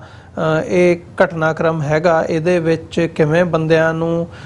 ਖਾਸ ਤੌਰ 'ਤੇ ਸਟੂਡੈਂਟ ਬਣਾ ਕੇ ਉਹਨਾਂ ਨੂੰ ਲਿਆਂਦਾ ਜਾ ਰਿਹਾ ਹੈ ਬਾਹਰਲੇ ਮੁਲਕਾਂ ਦੇ ਵਿੱਚ, ਤੇ ਉਹ ਕੈਨੇਡਾ ਦੇ ਵਿੱਚ, ਅਮਰੀਕਾ ਦੇ ਵਿੱਚ ਖਾਸ ਤੌਰ 'ਤੇ ਕਿਵੇਂ ਵੱਡੇ ਲੈਵਲ 'ਤੇ ਉਸ ਕਿਸਮ ਦੇ ਅਨਸਰਾਂ ਨੂੰ ਵਰਤਿਆ ਜਾ ਰਿਹਾ ਹੈ ਜਿਨ੍ਹਾਂ ਤੋਂ ਆਪਣਾ ਕੰਮ ਵੀ ਕਰਾਇਆ ਜਾ ਰਿਹਾ ਹੈ। And at the same time ਜਦੋਂ ਅਸੀਂ ਦੇਖਦੇ ਹਾਂ ਉਹਨਾਂ ਲੋਕਾਂ ਵੱਲੋਂ ਇੱਥੇ ਅਮਰੀਕਾ ਕੈਨੇਡਾ ਦੇ ਵਿੱਚ ਪਿਛਲੇ ਮਹੀਨਿਆਂ ਦੇ ਵਿੱਚ ਅਸੀਂ ਦੇਖਿਆ ਕਿ ਕਿਵੇਂ ਫਿਰੌਤੀਆਂ ਮੰਗੀਆਂ ਜਾ ਰਹੀਆਂ ਨੇ ਬਿਜ਼ਨੈਸਿਸ ਨੂੰ, ਬੰਦਿਆਂ ਨੂੰ ਪਰਸਨਲੀ ਉਹਨਾਂ ਨੂੰ ਕਾਲਾਂ ਕਰਕੇ, ਜਿਵੇਂ ਸਿੰਗਰਸ ਦੇ ਹਵਾਲੇ ਨਾਲ ਹੋਵੇ ਜਾਂ ਜਿਹੜਾ ਵੀ ਉਹਨਾਂ ਨੂੰ ਲੱਗਦਾ ਵੀ ਕੋਈ ਵੱਡਾ ਕਾਰੋਬਾਰੀ ਹੈ, ਬਿਜ਼ਨਸਮੈਨ ਹੈ, ਸਿੰਗਰ ਹੈ, ਉਹਨਾਂ 'ਤੇ ਹਮਲੇ ਕਰਨ ਦੀਆਂ ਧਮਕੀਆਂ ਤੇ ਫਿਰ ਉਹਨਾਂ ਤੋਂ ਜਿਹੜੀਆਂ ਫਿਰੌਤੀਆਂ ਉਗਰਾਹੁਣ ਦੀਆਂ ਜਿਹੜੀਆਂ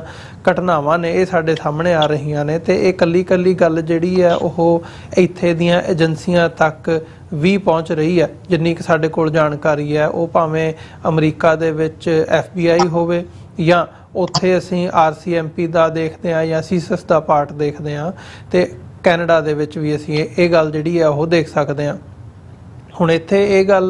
ਇਸ ਗੱਲ ਦੇ ਉੱਤੇ ਕੰਮ ਕਿਵੇਂ ਕੀਤਾ ਜਾਵੇ ਜਾਂ ਇਹਨੂੰ ਤੋੜਿਆ ਕਿਵੇਂ ਜਾਵੇ, ਇਹ ਇੱਕ ਵੱਡਾ ਸਵਾਲ ਹੈ ਇਸ ਵਕਤ ਸਾਡੇ ਲਈ ਐਜ਼ ਅ ਕਮਿਊਨਿਟੀ ਜਦੋਂ ਅਸੀਂ ਦੇਖਦੇ ਹਾਂ, ਕਿਉਂਕਿ ਇੱਕ ਨੈਰੇਟਿਵ ਬਿਲਡ ਕੀਤਾ ਜਾਂਦਾ। ਅਸੀਂ ਬੀਤੇ ਸੈਗਮੈਂਟ ਦੇ ਵਿੱਚ ਵੀ ਗੱਲ ਕਰਕੇ ਹਟੇ ਹਾਂ ਕਿ ਜਿਹੜਾ ਡੋਜ਼ੀਅਰ ਵੀ ਇਹਨਾਂ ਮੁਲਕਾਂ ਨੂੰ ਦਿੱਤੇ ਜਾਂਦੇ ਨੇ, ਕੈਨੇਡਾ, ਅਮਰੀਕਾ, UK, ਸਾਰਿਆਂ ਨੂੰ, ਕਿ ਸਿੱਖਾਂ ਦੇ ਖਿਲਾਫ ਜਾਂ ਆਹ ਬੰਦੇ ਨੇ, ਉਹਨਾਂ ਦੀ ਈਵਨ ਲਾਈਕ ਐਕਸਟ੍ਰੈਡੀਸ਼ਨ ਤੱਕ ਵੀ ਜਿਹੜੀ ਮੰਗ ਹੈ ਉਹ ਕੀਤੀ ਜਾਂਦੀ ਹੈ ਕਿ ਇਹ ਬੰਦੇ ਸਾਨੂੰ ਲੋੜੀਂਦੇ ਨੇ ਤੇ ਇਹ ਤੁਸੀਂ ਸਾਨੂੰ ਪ੍ਰੋਵਾਈਡ ਕਰੋ, ਇਹ ਐਕਸਟ੍ਰੈਡੀਸ਼ਨ ਟਰੀਟੀ ਦੇ ਤਹਿਤ ਇਹਨਾਂ ਬੰਦਿਆਂ ਨੂੰ ਤੁਸੀਂ ਭਾਰਤ ਹਵਾਲੇ ਕਰੋ। ਸੋ ਉਹ ਵੀ ਮਤਲਬ ਡੋਜ਼ੀਅਰ ਦੇ ਵਿੱਚ ਉਹ ਪ੍ਰੂਫ ਜਾਂ ਉਹ ਗੱਲਾਂ ਉਹਦੇ ਵਿੱਚ ਉਹ ਵਜ਼ਨ ਨਹੀਂ ਹੁੰਦਾ ਜਿਹਦੇ ਨਾਲ ਇੱਥੇ ਦੀਆਂ ਜਿਹੜੀਆਂ ਏਜੰਸੀਜ਼ ਨੇ ਉਹ ਕੰਪਲਾਈ ਨਹੀਂ ਕਰਦੀਆਂ। ਪਰ ਜਿਹੜੇ ਆਹ ਮਾਮਲੇ ਨੇ, ਜਿਹੜੀ ਖਬਰ ਅਸੀਂ ਅੱਜ ਡਿਸਕਸ ਕਰ ਰਹੇ ਹਾਂ, ਇਹ ਤੇ ਹੈ ਹੀ ਸਾਰੀ ਦੀ ਸਾਰੀ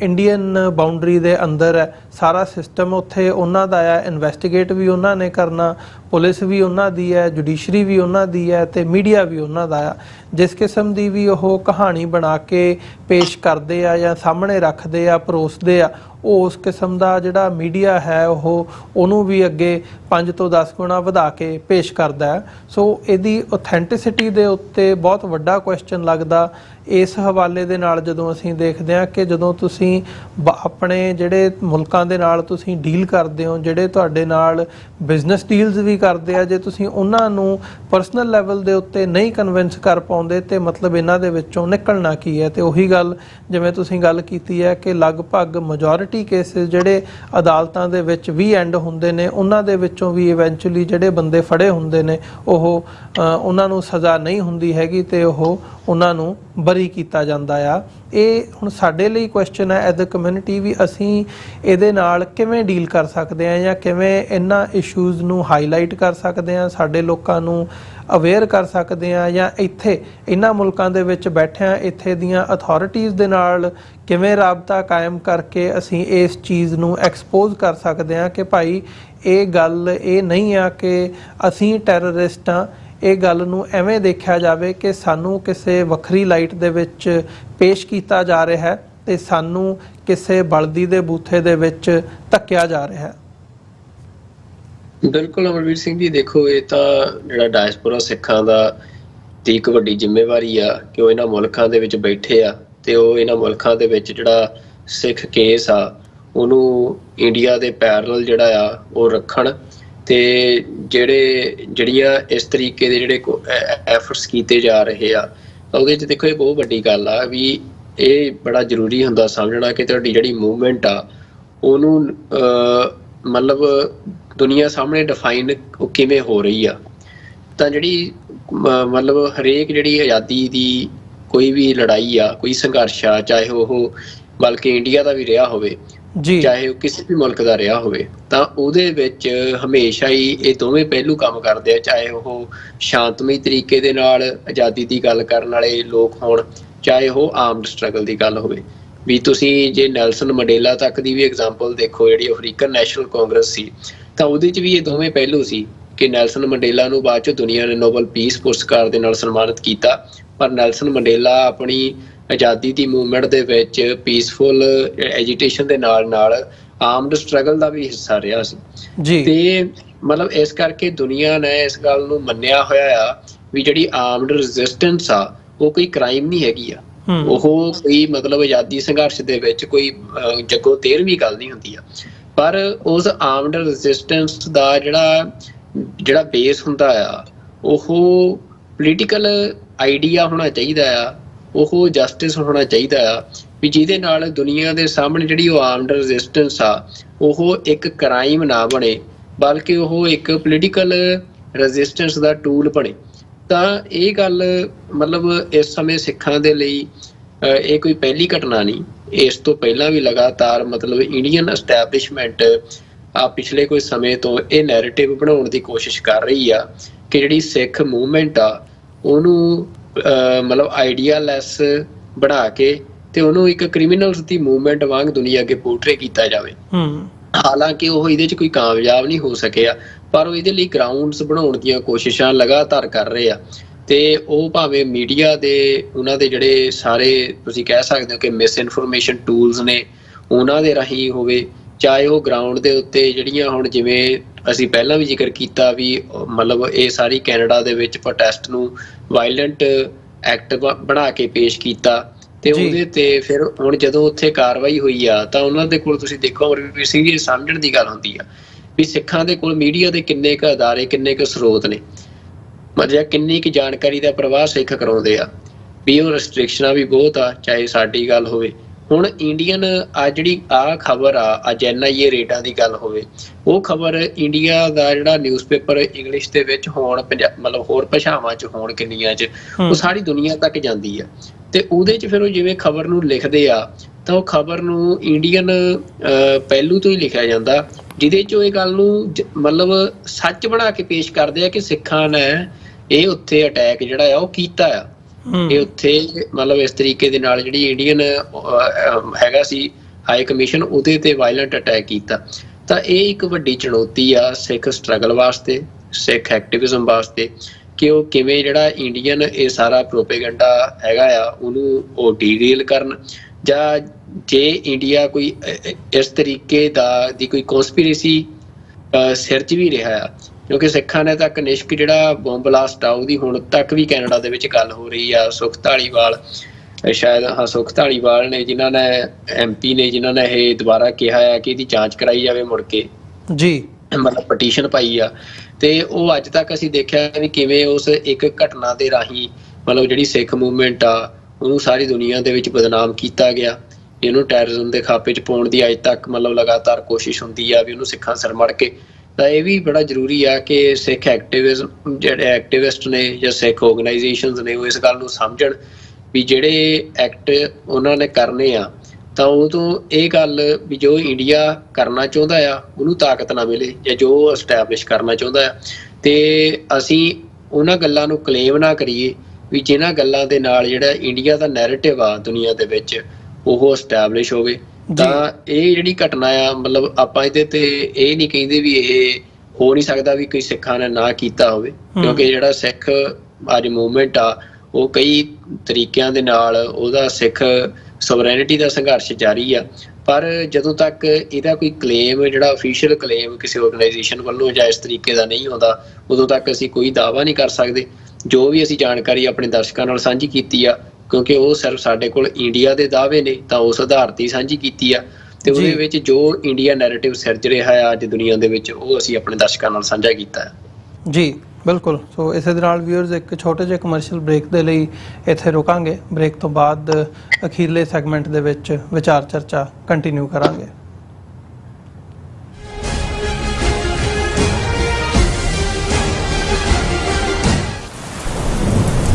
ਯੂਨਾਈਟਿਡ ਸਿੱਖ ਸੰਸਥਾ ਨੇ ਦੱਖਣੀ ਅਮਰੀਕਾ ਵਿੱਚ ਬੇਰਲ ਤੂਫਾਨ ਦੇ ਪੀੜਤਾਂ ਲਈ ਤੁਰੰਤ ਮਦਦ ਮੁਹਿੰਮ ਸ਼ੁਰੂ ਕੀਤੀ ਹੈ। ਇਸ ਭਿਆਨਕ ਤੂਫਾਨ ਨੇ ਸੈਂਟ ਵਿੰਸੈਂਟ ਅਤੇ ਗ੍ਰੇਨੇਡੀਨਸ, ਗ੍ਰੇਨੇਡਾ, ਡੋਮਿਨਿਕਾ ਤੇ ਬਾਰਬਾਡੋਸ ਨੂੰ ਬਹੁਤ ਨੁਕਸਾਨ ਪਹੁੰਚਾਇਆ ਹੈ। ਯੂਨਾਈਟਿਡ ਸਿੱਖ ਦੀਆਂ ਟੀਮਜ਼ ਲੋੜਵੰਦ ਲੋਕਾਂ ਲਈ ਜ਼ਰੂਰੀ ਸਮਾਨ ਅਤੇ ਖਾਣ-ਪੀਣ ਦੀਆਂ ਚੀਜ਼ਾਂ ਪਹੁੰਚਾ ਰਹੀਆਂ ਹਨ। ਤੁਹਾਡੇ ਸਹਿਯੋਗ ਦੀ ਲੋੜ ਹੈ। ਕਿਰਪਾ ਕਰਕੇ ਇਹ ਸਮਾਨ ਦਾਨ ਕਰੋ।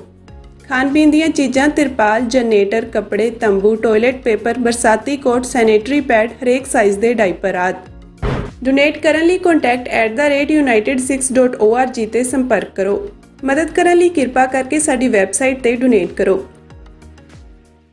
ਸਿੱਖ ਫੈਡਰੇਸ਼ਨ ਯੂਕੇ ਖਾਲਸਾ ਰਾਜ ਦੀ ਪ੍ਰਾਪਤੀ ਅਤੇ ਸਿੱਖ ਹੱਕਾਂ ਲਈ ਲਗਾਤਾਰ ਜੂਝ ਰਹੀ ਇੱਕੋ ਇੱਕ ਪੰਥਕ ਅਤੇ ਰਾਜਨੀਤਿਕ ਜਥੇਬੰਦੀ ਹੈ। ਹਰ ਸਾਲ ਦੀ ਤਰ੍ਹਾਂ ਇਸ ਸਾਲ ਵੀ ਸਿੱਖ ਫੈਡਰੇਸ਼ਨ ਯੂਕੇ ਵੱਲੋਂ 15 ਸਤੰਬਰ ਦਿਨ ਐਤਵਾਰ ਨੂੰ ਗੁਰਦੁਆਰਾ ਸਹਿਜਲੀ ਸਟਰੀਟ, ਵੁਲਵਰਹੈਂਪਟਨ ਵਿਖੇ ਬੜੇ ਵੱਡੇ ਪੱਧਰ ਤੇ ਸਾਲਾਨਾ ਕਨਵੈਨਸ਼ਨ ਕੀਤੀ ਜਾ ਰਹੀ ਹੈ। ਸੰਗਤਾਂ ਨਾਲ ਆਪਣੇ ਵਿਚਾਰ ਸਾਂਝੇ ਕਰਨ ਲਈ ਦੇਸਾਂ ਵਿਦੇਸਾਂ ਤੋਂ ਰਾਜਨੀਤਿਕ ਸ਼ਖਸੀਅਤਾਂ, ਕੌਮੀ ਲੀਡਰ ਅਤੇ ਪੰਥਕ ਬੁਲਾਰੇ ਪਹੁੰਚ ਰਹੇ ਨੇ। ਸੋ ਪਿਆਰੇ ਖਾਲਸਾ ਜੀ, 15 ਸਤੰਬਰ ਦਿਨ ਐਤਵਾਰ ਨੂੰ ਸਵੇਰੇ 10 ਵਜੇ ਗੁਰਦੁਆਰਾ ਸਹਿਜਲੀ ਸਟਰੀਟ, ਵੁਲਵਰਹੈਂਪਟਨ ਵਿਖੇ ਹੁਮ-ਹੁਮਾ ਕੇ ਪਹੁੰਚਣ ਦੀ ਕਿਰਪਾਲਤਾ ਕਰੋ ਜੀ। ਵਧੇਰੇ ਜਾਣਕਾਰੀ ਲਈ ਹੇਠ ਲਿਖੇ ਨੰਬਰਾਂ ਤੇ ਸੰਪਰਕ ਕਰੋ ਜੀ।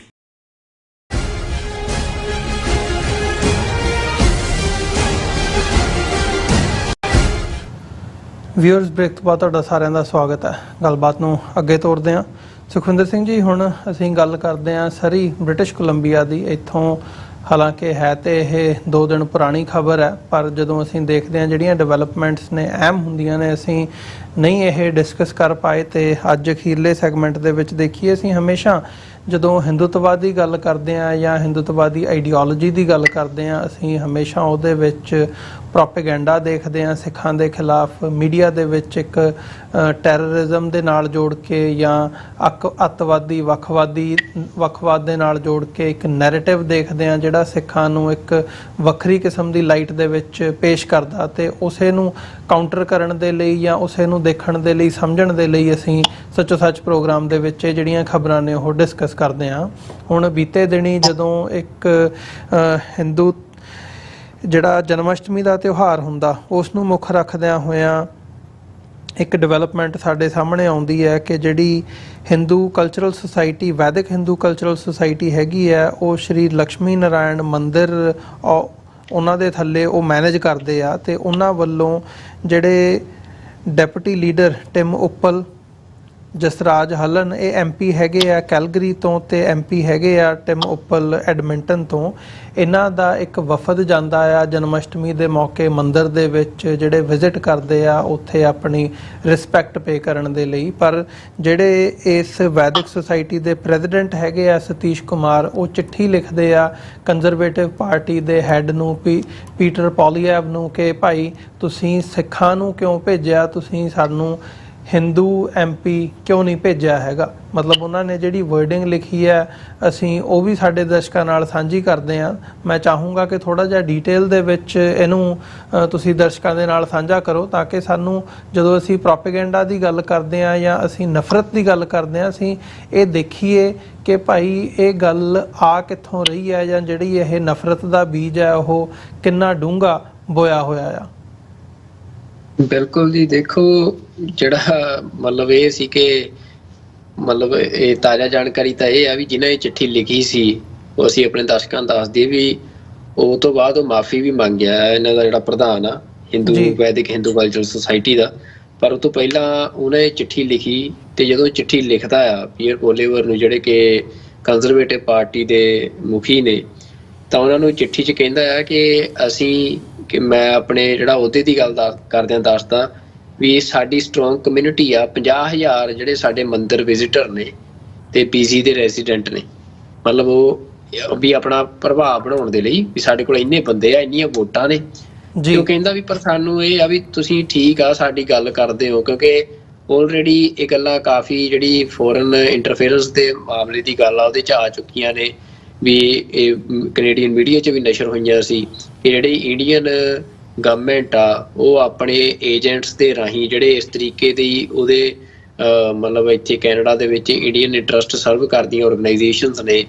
ਕਿਉਂਕਿ ਇੰਡੀਆ ਅਨਅਫੀਸ਼ੀਅਲੀ ਮਤਲਬ ਇੱਕ ਹਿੰਦੂ ਰਾਸ਼ਟਰ ਵਾਂਗੇ ਵਿਚਰ ਰਿਹਾ ਆ ਤੇ ਉਹਦੇ ਜਿਹੜੇ ਹਿੰਦੂ ਆਰਗੇਨਾਈਜੇਸ਼ਨਸ ਨੇ ਇੱਕ ਐਜ਼ ਅ ਮਾਊਥ ਪੀਸ ਜਾਂ ਉਹਦੇ ਇੰਟਰਸਟ ਸਰਵ ਕਰ ਰਹੀਆਂ ਨੇ ਵੱਖ-ਵੱਖ ਕੰਟਰੀਜ਼ ਦੇ ਵਿੱਚ ਤੇ ਉਹਨਾਂ ਦੇ ਵੱਲੋਂ ਕਿਵੇਂ ਜਿਹੜੇ ਕੰਜ਼ਰਵੇਟਿਵ ਪਾਰਟੀ ਦੇ ਵਿੱਚ ਇਨਫਿਲਟ੍ਰੇਸ਼ਨ ਦੀ ਕੋਸ਼ਿਸ਼ ਕੀਤੀ ਗਈ ਆ ਵੀ ਉਹਨਾਂ ਨੂੰ ਸਪੋਰਟ ਦੇ ਕੇ ਜਿਤਾ ਕੇ ਤਾਂ ਕਿ ਉਹਨਾਂ ਦੇ ਰਾਹੀਂ ਫਿਰ ਜਦੋਂ ਸੱਤਾ ਚਾਹੁੰਦੇ ਆ ਉਹਨਾਂ ਦੇ ਰਾਹੀਂ ਉਹ ਆਪਣੇ ਜਿਹੜੇ ਫੈਸਲੇ ਆ ਉਹ ਲਾਗੂ ਕਰਾ ਸਕਣ ਇੰਡੀਅਨ ਇੰਟਰਸਟ ਵਾਸਤੇ। ਤੇ ਉਹਦੇ 'ਚ ਹੁਣ ਫਿਰ ਉਹਦੇ 'ਚ ਪਰ ਜਿਹੜੀ ਦਿੱਕਤ ਉਹਨੂੰ ਇਹ ਆਈ, ਉਹ ਕਹਿੰਦਾ ਵੀ ਜਿਹੜੇ ਕੰਜ਼ਰਵੇਟਿਵ ਪਾਰਟੀ ਦੇ 4 ਲੀਡਰ ਜਨਮ ਅਸ਼ਟਮੀ ਦੇ ਤਿਉਹਾਰ ਤੇ ਗਏ ਮੰਦਿਰ 'ਚ, ਜਿਨ੍ਹਾਂ 'ਚ ਟਿਮ ਉੱਪਲ ਸਿੱਖ, ਜਸਰਾਜ ਹੱਲਨ ਸਿੱਖ ਤੇ ਸਰੀ ਤੋਂ ਹਰਜੋਤ ਗਿੱਲ ਉਹ ਵੀ ਸਿੱਖ ਤੇ ਜਿਹੜੇ ਇੱਕ ਹੁਣ ਇਲੈਕਸ਼ਨ ਲੜ ਰਹੇ ਆ ਜੈਸੀ ਸਹੋਤਾ ਉਹ ਵੀ ਸਿੱਖ ਜੀ। ਤਾਂ ਉਹਨੇ ਫਿਰ ਇਹ ਲੈਟਰ ਲਿਖੀ, ਕਹਿੰਦਾ ਵੀ ਉਹਦੇ 'ਚ ਉਹਦੀ ਜਿਹੜੀ ਵਰਡਿੰਗ ਆ ਉਹ ਮੈਂ ਤੁਹਾਨੂੰ ਜ਼ਰੂਰ ਆਪਣੇ ਦਰਸ਼ਕਾਂ ਨਾਲ ਸਾਂਝੀ ਕਰਦਾ। ਜਿਹੜਾ ਉਹਦਾ ਲੈਟਰ ਜਨਤਕ ਹੋਇਆ, ਉਹਨੇ ਲਿਖਿਆ ਤਾਂ ਕੌਨਫੀਡੈਂਸ਼ੀਅਲ ਲੈਟਰ ਸੀ ਪੀਅਰ ਨੂੰ, ਪਰ ਉਹ ਹੁਣ ਜਨਤਕ ਹੋ ਗਿਆ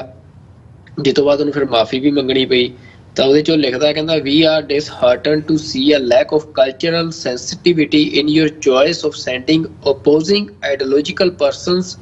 to Canadian Hindu places of worship। ਤਾਂ ਉਹ ਇਹ ਗੱਲ ਕਹਿ ਰਿਹਾ ਵੀ ਤੁਸੀਂ ਸਾਡੇ ਜਿਹੜੇ ਧਾਰਮਿਕ ਸਥਾਨ ਨੇ ਉਹਨਾਂ ਦੇ ਉੱਤੇ ਉਹਨਾਂ ਬੰਦਿਆਂ ਨੂੰ ਭੇਜਿਆ ਜਿਹੜੇ ਸਾਡੀ ਵਿਚਾਰਧਾਰਾ ਤੋਂ ਓਪੋਜ਼ਿਟ ਨੇ, ਵੀ ਸਾਡੀ ਵਿਚਾਰਧਾਰਾ ਤੋਂ ਜਿਹੜੇ ਬਿਲਕੁਲ ਓਪੋਜ਼ਿਟ ਵਿਚਾਰਧਾਰਾ ਰੱਖਦੇ ਲੋਕ ਆ ਉਹਨਾਂ ਨੂੰ ਤੁਸੀਂ ਸਾਡੇ ਥਾਵਾਂ ਤੇ ਭੇਜਿਆ। ਤਾਂ ਇਹ ਗੱਲ ਤਾਂ ਮਤਲਬ ਸਪਸ਼ਟ ਆ ਵੀ ਇਹ ਗੱਲ ਹੁਣ ਉਹ ਮੰਨ ਰਿਹਾ, ਕੈਨੇਡਾ 'ਚ ਤਾਂ ਇਹ ਮੰਨ ਰਿਹਾ, ਇੰਡੀਆ ਦੇ ਵਿੱਚ ਤਾਂ ਕਿਉਂਕਿ ਜਿਹੜੀ ਸਾਰੀ ਇਹ ਹਿੰਦੂ ਸੁਸਾਇਟੀ ਆ ਇਹਨਾਂ ਨੇ ਸਿੱਖਾਂ ਨੂੰ ਯੂਜ਼ ਕਰਨਾ ਹੁੰਦਾ ਵੀ ਜਿਹਦੇ 'ਚ ਮੈਂ ਤੁਹਾਡੇ ਨਾਲ ਜਿਹੜੀ ਉਹ ਵੀ ਗੱਲ ਸਾਂਝੀ ਕੀਤੀ ਵੀ ਜਦੋਂ ਰਾਹੁਲ ਗਾਂਧੀ ਦੇ ਉੱਤੇ ਕ੍ਰਿਟੀਕ ਲਿਖਿਆ ਉਹਨੇ ਪ੍ਰਿੰਟ ਦੇ ਵਿੱਚ, ਤਾਂ ਉਹ ਇੱਕ ਉੱਥੇ ਸ਼ਬਦ ਵਰਤਦਾ ਆ, ਉਹ ਕ੍ਰਿਟੀਕ ਕਰਦਾ, ਕਹਿੰਦਾ ਵੀ ਤੁਸੀਂ ਕਿਹੜੇ ਸਿੱਖਾਂ ਦੀ ਗੱਲ ਕਰਦਾ ਰਾਹੁਲ ਗਾਂਧੀ, ਵੀ ਉੱਥੇ ਸਿੱਖਾਂ ਦੀ ਆਇਡੈਂਟੀਟੀ ਨੂੰ ਖਤਰਾ ਆ, ਵੀ ਸਿੱਖ ਤਾਂ ਲੱਖਾਂ ਦੀ ਗਿਣਤੀ ਦੇ ਵਿੱਚ ਭਾਰਤ ਦੀਆਂ ਹੱਦਾਂ ਦੀ ਰਾਖੀ ਕਰ ਰਹੇ ਆ। ਤਾਂ ਮਤਲਬ ਜਿਹੜਾ ਇਹ ਤੁਸੀਂ ਦੇਖੋ ਵੀ ਉਹ ਕਿਵੇਂ ਨੈਰੇਟਿਵਸ ਨੂੰ ਕਿਵੇਂ ਜਿਹੜੀਆਂ ਸਟੇਟਮੈਂਟਸ ਨੂੰ ਯੂਜ਼ ਕਰਦੇ ਆ। ਵੀ ਹੁਣ ਉਹ ਇਹ ਗੱਲ ਇੱਥੇ ਵੀ ਮਤਲਬ ਇੰਡੀਆ ਦੇ ਵਿੱਚ ਉਹ ਕਹਿੰਦੇ ਆ ਵੀ ਜਿਹੜੇ ਸਿੱਖ ਆ ਜੀ ਇਹ ਤਾਂ ਦੇਖੋ ਹਿੰਦੂਆਂ ਦਾ ਹੀ ਹਿੱਸਾ ਆ, ਬਸ ਹਿੰਦੂਆਂ ਦੀ ਰਾਖੀ ਲਈ ਬਣਾਏ ਗਏ ਸੀ ਹਨਾ ਜੀ, ਵੀ ਜਿਹਦੇ ਤੇ ਧਾਰਾ 25-20 ਤੱਕ ਦਾ ਰੌਲਾ ਅੱਜ ਤੱਕ ਚੱਲੀ ਜਾਂਦਾ ਵੀ ਉਹ ਸਿੱਖਾਂ ਦੀ ਵੱਖਰੀ ਪਛਾਣ ਨੂੰ ਨਹੀਂ ਮੰਨਦੇ। ਪਰ ਉਹ ਇੱਥੇ ਮਤਲਬ ਹੁਣ ਕੈਨੇਡਾ ਦੇ ਵਿੱਚ ਉਹਨਾਂ ਦੀ ਮਾਊਥ ਪੀਸ ਨੇ, ਤਾਂ ਉਹ ਇੱਥੇ ਇੱਕ ਮੇਨ ਜਿਹੜੀ ਪੋਲੀਟੀਕਲ ਪਾਰਟੀ ਆ ਉਹਦੇ ਲੀਡਰ ਨੂੰ ਲੈਟਰ ਲਿਖ ਰਿਹਾ ਤੇ ਉਹ ਇਹ ਗੱਲ ਮੰਨ ਰਿਹਾ ਵੀ ਜਿਹੜੇ ਸਿੱਖ ਨੇ ਉਹਨਾਂ ਦੀ ਉਹ ਸਾਡੇ ਨਾਲੋਂ ਵੱਖਰੇ ਆ, ਉਹਨਾਂ ਦੀ ਜਿਹੜੀ ਆਈਡੀਓਲੋਜੀਕਲ ਪੋਜੀਸ਼ਨ ਆ ਉਹ ਸਾਡੇ ਨਾਲੋਂ ਬਿਲਕੁਲ ਓਪੋਜ਼ਿਟ ਆ, ਤੇ ਤੁਸੀਂ ਉਹਨਾਂ ਨੂੰ ਸਾਡੇ ਕੋਲ ਕਿਉਂ ਭੇਜਦੇ ਹੋ। ਤਾਂ ਉਹ ਜਿਹੜਾ ਇਹ ਲੈਟਰ ਸੀ ਉਹਨਾਂ ਹੋਰ ਬੜਾ ਕੁਛ ਇਹਦੇ 'ਚ ਲਿਖਿਆ ਵੀ ਜਿਹੜਾ ਸਿੱਖਾਂ ਪ੍ਰਤੀ ਜਿਹੜੀ ਉਹਦੀ ਨਫ਼ਰਤ ਆ ਉਹਨੂੰ ਜੱਗ ਜ਼ਾਹਰ ਕਰਦਾ ਆ। ਵੀ ਉਹ ਇਹ ਲਿਖਦਾ ਵੀ ਜਿਹੜੇ ਜੇ ਤੁਸੀਂ ਸਾਡੇ ਕੋਲ ਬੰਦੇ ਭੇਜਣੇ ਆ ਤਾਂ ਉਹ ਭੇਜੋ ਜਿਹੜੇ ਹਿੰਦੂ ਆ, ਜਿਹੜੇ ਤੁਹਾਡੇ ਹਿੰਦੂ ਲੀਡਰ ਆ ਉਹੀ ਸਾਡੇ ਕੋਲ ਭੇਜੋ। ਤੇ ਉਹਦੇ 'ਚੋਂ ਫਿਰ ਹੁਣ ਜਦੋਂ ਇਹ ਲੈਟਰ ਜੱਗ ਜ਼ਾਹਰ ਹੋ ਗਿਆ ਤੇ ਫਿਰ ਉਹਨਾਂ ਦੀ ਉਹੀ ਜਿਹੜਾ ਇਹਨਾਂ ਦਾ ਸੁਭਾਅ ਹੈਗਾ ਹੀ ਆ, ਤੇ ਫਿਰ ਇਹ ਮਾਫੀ ਵੀ ਬੜੀ ਛੇਤੀ ਮੰਗਦੇ ਆ। ਤੇ ਉਹਨਾਂ ਫਿਰ ਮਾਫੀ ਮੰਗੀ ਆ ਵੀ ਜਿਹਦੇ 'ਚ ਉਹਨਾਂ ਨੇ ਲਿਖਿਆ ਵੀ ਜਿਹੜੀ ਉਹਦੀ ਸਟੇਟਮੈਂਟ ਆ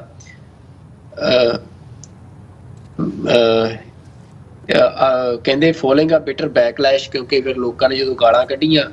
ਜਾਂ ਇਹ ਸਾਰਾ ਕੁਝ ਜਨਤਕ ਹੋਇਆ। ਫਿਰ Kumar wrote to Poilievre on Thursday stating that his letter had been circulated in the media, ਵੀ ਮੈਂ ਤਾਂ ਚਿੱਠੀ ਤੁਹਾਨੂੰ ਗੁਪਤ ਲਿਖੀ ਸੀ ਪਰ ਹੁਣ ਮੀਡੀਆ 'ਚ ਮਤਲਬ ਸਰਕੂਲੇਟ ਹੋ ਗਈ। and it has resulted in unwarranted and unintended controversy while creating a wedge between Indo-Canadian Hindus and Sikhs. ਵੀ ਉਹ ਕਹਿੰਦਾ ਵੀ ਇਹਦੇ ਨਾਲ ਜੀ ਮੈਂ ਨਹੀਂ ਸੀ ਚਾਹੁੰਦਾ, ਪਰ ਹਿੰਦੂਆਂ ਤੇ ਸਿੱਖਾਂ ਦੇ ਦਰਮਿਆਨ ਜਿਹੜਾ ਆ ਵੀ ਉਹ ਮਾਹੌਲ ਖਰਾਬ ਹੋ ਰਿਹਾ। We further like to clarify that there is no malicious intent meant to offend any individuals or any particular community referred in the said letter. ਮਤਲਬ ਉਹ ਹੁਣ ਇਸ ਗੱਲ ਤੇ ਉਹਨੂੰ ਇਹ ਲੱਗਿਆ ਵੀ ਜਿਹੜਾ ਵੀ ਮੇਰੇ ਇਸ ਲੈਟਰ ਦੇ ਨਾਲ ਸਿੱਖਾਂ ਤੇ ਹਿੰਦੂਆਂ ਦੇ ਦਰਮਿਆਨ ਵੀ ਜਿਹੜੀ ਨਫ਼ਰਤ ਮਤਲਬ ਮਾਹੌਲ ਆ ਉਹ ਖਰਾਬ ਹੋ ਰਿਹਾ, ਤੇ ਮੈਂ ਇਸ ਕਰਕੇ ਮਾਫੀ ਮੰਗਦਾ ਆਪਣੇ ਸ਼ਬਦਾਂ ਦੇ ਲਈ। ਪਰ ਅਮਰਜੀਤ ਸਿੰਘ ਜੀ ਸਮਝਣ ਵਾਲੀ ਗੱਲ ਸਿੱਖਾਂ ਦੇ ਲਈ ਇਹ ਆ ਵੀ ਇਹਨਾਂ ਦਾ ਇਹ ਸੁਭਾਅ ਆ ਵੀ ਬਾਹਰੋਂ ਮਿੱਠੇ ਤੇ ਅੰਦਰੋਂ ਕੋੜੇ, ਤੇ ਅੰਦਰ ਜਿਹੜੀ ਨਫ਼ਰਤ ਇਹਨਾਂ ਤੇ ਭਰੀ ਪਈ ਆ ਉਹ ਹੁਣ ਇਹ ਚਿੱਠੀ ਵਾਲੀ ਐਗਜ਼ਾਮਪਲ 'ਚ ਸਪਸ਼ਟ ਸਾਹਮਣੇ ਆਉਂਦੀ ਹੈ ਵੀ ਇਹ ਅੰਦਰ ਕਿੰਨੀ ਨਫ਼ਰਤ ਸਿੱਖਾਂ ਲਈ ਰੱਖਦੇ ਆ। ਤੇ ਪਰ ਬਾਹਰੋਂ ਇਹ ਮਤਲਬ ਉਹਨੂੰ ਜਿਹਨੂੰ ਅਸੀਂ ਕਹਿ ਸਕਦੇ ਹਾਂ ਵੀ ਅਫੋਰਡ ਨਹੀਂ ਕਰ ਸਕਦੇ ਵੀ ਜਨਤਕ ਤੌਰ ਤੇ ਇਸ ਗੱਲ ਤੇ ਆ ਜਾਣ ਵੀ ਹਾਂਜੀ ਮਤਲਬ ਅਸੀਂ ਤਾਂ ਸਿੱਖਾਂ ਨੂੰ ਨਫ਼ਰਤ ਕਰਦੇ ਹਾਂ, ਕਿਉਂਕਿ ਇੱਕ ਸਿੱਖਾਂ ਦੇ ਹਿੱਸੇ ਨੂੰ ਇਹਨਾਂ ਨੇ ਭਾਰਤੀ ਰਾਸ਼ਟਰਵਾਦ ਦੇ ਨਾਲ ਜੋੜ ਕੇ ਵੀ ਰੱਖਣਾ ਹੈ, ਤੇ ਇਹਨਾਂ ਨੂੰ ਇਹਨਾਂ ਨੇ ਫਿਰ ਯੂਜ਼ ਕਰਨਾ ਆ ਵੀ ਆਪਣੇ ਜਿਹਨੂੰ ਇਹ ਕਹਿੰਦੇ ਆ ਵੀ ਸਾਨੂੰ ਸਾਡੀ ਰਾਖੀ ਦੇ ਲਈ ਸਿੱਖਾਂ ਦੀ ਲੋੜ ਆ, ਸਾਡੀ ਰੱਖਿਆ ਦੀ ਸਿੱਖਾਂ ਦੀ ਲੋੜ ਆ। ਤਾਂ ਇਹ ਆ ਵੀ ਜਿਹੜਾ ਮਤਲਬ ਇਹਨਾਂ ਦੀ ਇੰਟੈਂਸ਼ਨ ਆ ਉਹ ਇਸ ਲੈਟਰ ਤੋਂ ਜਗਜ਼ਾਰ ਹੁੰਦੀ ਆ। ਉਸ ਤੋਂ ਬਾਅਦ ਉਹਨੇ ਮਾਫੀ ਮੰਗ ਲਈ, ਪਰ ਜਿਹੜੇ ਕੰਜ਼ਰਵੇਟਿਵ ਪਾਰਟੀ ਦੇ ਉਹ ਲੀਡਰ ਉੱਥੇ ਗਏ ਸੀ ਤਾਂ ਸ਼ਾਇਦ ਉਹ ਹੁਣ ਕੀ ਸੋਚਦੇ ਹੋਣਗੇ ਉਹਨਾਂ ਨੂੰ ਪਤਾ ਆ ਵੀ ਉੱਥੇ ਜਿਹੜੀ ਫੋਟੋ ਆ ਉਹਦੇ 'ਚ ਤਾਂ ਮੰਦਿਰ ਦੀ ਕਮੇਟੀ ਨੇ ਉਹਨਾਂ ਨੂੰ ਸਰੋਪੇ ਵੀ ਪਾਏ ਸੀ ਜਿਹੜੇ ਉਹਨਾਂ ਦੇ ਹੁੰਦੇ ਆ ਵੀ ਉਹਦੇ ਨਾਲ ਉਹਨਾਂ ਦਾ ਸਵਾਗਤ ਵੀ ਕੀਤਾ ਸੀ। ਪਰ ਸਿੱਖ ਕਿਸੇ ਵੀ ਪਾਰਟੀ 'ਚ ਹੋਵੇ, ਲਿਬਰਲ 'ਚ ਹੋਵੇ, ਜੇ ਡਾਇਸਪੋਰਾ 'ਚ ਚਾਹੇ ਕੰਜ਼ਰਵੇਟਿਵ 'ਚ ਹੋਵੇ, ਪਰ ਜੇ ਉਹ ਸਿੱਖ ਬਤੌਰ ਸਿੱਖ ਵਿਚਰਦਾ ਆ ਤਾਂ ਫਿਰ ਉਹ ਕਦੇ ਵੀ ਇਹਨਾਂ ਦੇ ਲਈ ਮਤਲਬ ਜਿਹੜੀ ਖਾਸ ਤੌਰ ਤੇ ਮੈਜੋਰਿਟੀ ਹਿੰਦੂ ਕਮਿਊਨਿਟੀ ਆ ਉਹਨੂੰ ਕਦੇ ਵੀ ਰਾਸ ਨਹੀਂ ਆ ਸਕਦਾ। ਤਾਂ ਇਸ ਲੈਟਰ ਤੋਂ ਇਹ ਗੱਲ ਸਪਸ਼ਟ ਹੁੰਦੀ ਆ। ਇਹੀ ਗੱਲ ਇਕੱਲੀ ਕੈਨੇਡਾ ਦੇ ਵਿੱਚ ਨਹੀਂ, ਪੰਜਾਬ ਦੇ ਵਿੱਚ ਵੀ ਆ ਜੀ ਕਿ ਜੇ ਕੋਈ ਲੀਡਰ ਪੰਜਾਬ ਦੇ ਵਿੱਚ ਉਹ ਭਾਵੇਂ ਉਹ ਹੋਰ ਵੀ ਸਾਰੀ ਮਨੁੱਖਤਾ ਦੇ ਭਲੇ ਦੀ ਗੱਲ ਕਰੇ, ਪਰ ਜੇ ਉਹ ਨਾਲ ਇੱਕ ਸਿੱਖ ਵਾਂਗ ਕਰਦਾ ਹੈ ਗੱਲ ਵੀ ਸਿੱਖਾਂ ਦੇ ਹਿੱਤ ਦੀ ਵੀ ਗੱਲ ਕਰਦਾ, ਸਿੱਖਾਂ ਦੇ ਇੰਟਰਸਟ ਦੀ ਵੀ ਗੱਲ ਕਰਦਾ, ਤਾਂ ਫਿਰ ਉਹਨੂੰ ਜਿਹੜੀ ਮੈਜੋਰਿਟੀ ਹਿੰਦੂ ਕਮਿਊਨਿਟੀ ਆ ਉਹ ਸਹਿਣ ਨਹੀਂ ਕਰਦੀ ਵੀ ਉਹਨਾਂ ਦੀ ਸਹਿਣਸ਼ੀਲਤਾ ਉੱਥੇ ਖਤਮ ਹੋ ਜਾਂਦੀ ਆ। ਤਾਂ ਇਸ ਕਰਕੇ ਜਿਹੜੀ ਸਿੱਖ ਕਿਸੇ ਵੀ ਅਸੀਂ ਕਹਿ ਸਕਦੇ ਸਫੇਅਰ ਦੇ ਵਿੱਚ ਵਿਚਰਦੇ ਆ, ਖਾਸ ਤੌਰ ਤੇ ਪੋਲੀਟੀਕਲ ਧਾਰਾ ਦੇ ਵਿੱਚ ਵਿਚਰਦੇ ਆ, ਤਾਂ ਉਹਨਾਂ ਨੂੰ ਇਹ ਗੱਲ ਸਪਸ਼ਟ ਹੋਣੀ ਚਾਹੀਦੀ ਆ। ਇਹ ਗੱਲ ਮਤਲਬ ਉੱਥੇ ਜਾ ਕੇ ਆ ਜਾਂਦੀ ਹੈ ਅਮਰਵੀਰ ਸਿੰਘ ਜੀ ਵੀ ਜਦੋਂ ਸਿੱਖਾਂ ਦਾ ਕਤਲੇਆਮ ਹੋਇਆ ਦਿੱਲੀ 'ਚ ਜਾਂ ਭਾਰਤ ਦੇ ਹੋਰ ਵੱਡੇ ਸ਼ਹਿਰਾਂ 'ਚ, ਤਾਂ ਉਦੋਂ ਨਾ ਤਾਂ ਕੋਈ ਕਾਂਗਰਸੀ ਸਿੱਖ ਬਖਸ਼ਿਆ ਉਹਨਾਂ ਨੇ, ਵੀ ਗਿਆਨੀ ਜੈਲ ਸਿੰਘ ਤੋਂ ਲੈ ਕੇ ਤੇ ਹੋਰ ਕਿੰਨੀਆਂ ਬੜੀਆਂ ਉਦਾਹਰਨਾਂ ਨੇ, ਨਾ ਕੋਈ ਉਹ ਸਿੱਖ ਬਖਸ਼ਿਆ ਜਿਹੜਾ ਭਾਰਤੀ ਰਾਸ਼ਟਰਵਾਦ ਦਾ ਪੁਜਾਰੀ ਸੀ, ਨਾ ਕੋਈ ਉਹ ਸਿੱਖ ਬਖਸ਼ਿਆ ਜਿਹੜਾ ਭਾਰਤੀ ਸਰਹੱਦਾਂ ਦੀ ਬਤੌਰ ਫੌਜੀ ਰਾਖੀ ਕਰਦਾ ਸੀ। ਕਿੰਨੇ ਫੌਜੀ ਉਦੋਂ ਇਹਨਾਂ ਨੇ ਰੇਲ ਗੱਡੀਆਂ ਦੇ ਵਿੱਚ ਅੱਗਾਂ ਲਾ ਕੇ ਸਾੜੇ ਸਿੱਖ ਫੌਜੀ ਵੀ ਇਹਨਾਂ ਨੇ ਮਤਲਬ ਉਦੋਂ ਸਿੱਖ ਨੂੰ ਇਹ ਵੀ ਸੀ ਵੀ ਮਤਲਬ ਇਹ ਉਦਾਹਰਨਾਂ ਵੀ ਸੀ ਵੀ ਭਾਵੇਂ ਉਹਨੇ ਕੇਸ ਕਤਲ ਕਰਾਏ ਸੀ ਵੀ ਜੇ ਕੜਾ ਵੀ ਪਾਇਆ ਸੀ ਹੱਥ 'ਚ ਤਾਂ ਵੀ ਉਹਨੂੰ ਅੱਗ ਲਾ ਕੇ ਜਿਹੜਾ ਆ ਵੀ ਉਹ ਸਾੜ ਦਿੰਦੇ ਸੀ। ਵੀ ਇੰਨੀ ਨਫ਼ਰਤ ਇਹ ਆਪਣੇ ਦਿਲਾਂ ਦੇ ਵਿੱਚ ਸਿੱਖਾਂ ਪ੍ਰਤੀ ਰੱਖੀ ਬੈਠੇ ਆ। ਹਾਂ ਕੁਛ ਜ਼ਰੂਰ ਮਤਲਬ ਇਹ ਨਹੀਂ ਕਿ ਧਰਮ ਦੀ ਗੱਲ ਕਦੇ ਨਹੀਂ ਸਿੱਖ ਕਰਦਾ ਵੀ ਸਾਰੇ ਹਿੰਦੂ ਮਾੜੇ ਆ ਜਾਂ ਇਸੇ ਕਰਕੇ ਸਿੱਖ ਵੀ ਸਾਰੇ ਹਿੰਦੂਆਂ ਨੂੰ ਨਫ਼ਰਤ ਕਰਨ ਲੱਗ ਜੇ, ਨਾ ਇਹ ਸਿੱਖਾਂ ਦਾ ਫਲਸਫਾ ਆ। ਉਦੋਂ ਕੁਛ ਉਦਾਹਰਨਾਂ ਵਿਰਲੀਆਂ ਟਾਵੀਆਂ ਉਹ ਵੀ ਮਿਲੀਆਂ ਵੀ ਜਿੱਥੇ ਜਿਹੜੇ ਸੁਹਿਰਦ ਚੰਗੇ ਹਿੰਦੂ ਵੀ ਸੀ ਉਹਨਾਂ ਨੇ ਵੀ ਜਿਹੜੇ ਸਿੱਖ ਪਰਿਵਾਰਾਂ ਨੂੰ ਦੀ ਰਾਖੀ ਕੀਤੀ ਆ, ਤੇ ਉਹਨਾਂ ਨੇ ਉਹ ਹਮੇਸ਼ਾ, ਪਰ ਉਹ ਵੀ ਜਿਹੜੇ ਚੰਗੇ ਸੁਹਿਰਦ ਹਿੰਦੂ ਆ ਫਿਰ ਉਹ ਇਹ ਗੱਲ ਨਹੀਂ ਕਹਿੰਦੇ ਵੀ ਉਦੋਂ ਹਿੰਦੂਆਂ ਦੇ ਵੱਡੇ ਹਿੱਸੇ ਨੇ ਸਿੱਖਾਂ ਦਾ ਕਤਲੇਆਮ ਨਹੀਂ ਕੀਤਾ। ਤਾਂ ਇਹ ਫੈਕਚੁਅਲ ਗੱਲ ਆ ਵੀ ਵੱਡਾ ਹਿੱਸਾ ਜਿਹੜਾ ਮੈਜੋਰਿਟੀ ਹਿੰਦੂ ਕਮਿਊਨਿਟੀ ਦਾ ਹਿੱਸਾ ਆ ਉਹ ਸਿੱਖਾਂ ਦੇ ਲਈ ਆਪਣੇ ਦਿਲ 'ਚ ਬਹੁਤ ਵੱਡੀ ਨਫ਼ਰਤ ਰੱਖਦਾ ਹੈ। ਉਹਦੇ ਪਿੱਛੇ ਧਾਰਨਾ ਜਿਹੜੀ ਆ ਉਹ ਇਹੀ ਆ ਵੀ ਉਹਨੂੰ ਪਤਾ ਵੀ ਸਿੱਖ ਜਿਹੜੇ ਆ ਬੁੱਤ ਪੂਜਕ ਨਹੀਂ ਆ, ਜਿਹੜੀ ਉਹਨਾਂ ਦੀ ਰਿਲੀਜੀਅਸ ਆਈਡੀਓਲੋਜੀ ਆ ਸਿੱਖ ਉਹ ਤੋਂ ਓਪੋਜ਼ਿਟ ਖੜੇ ਆ।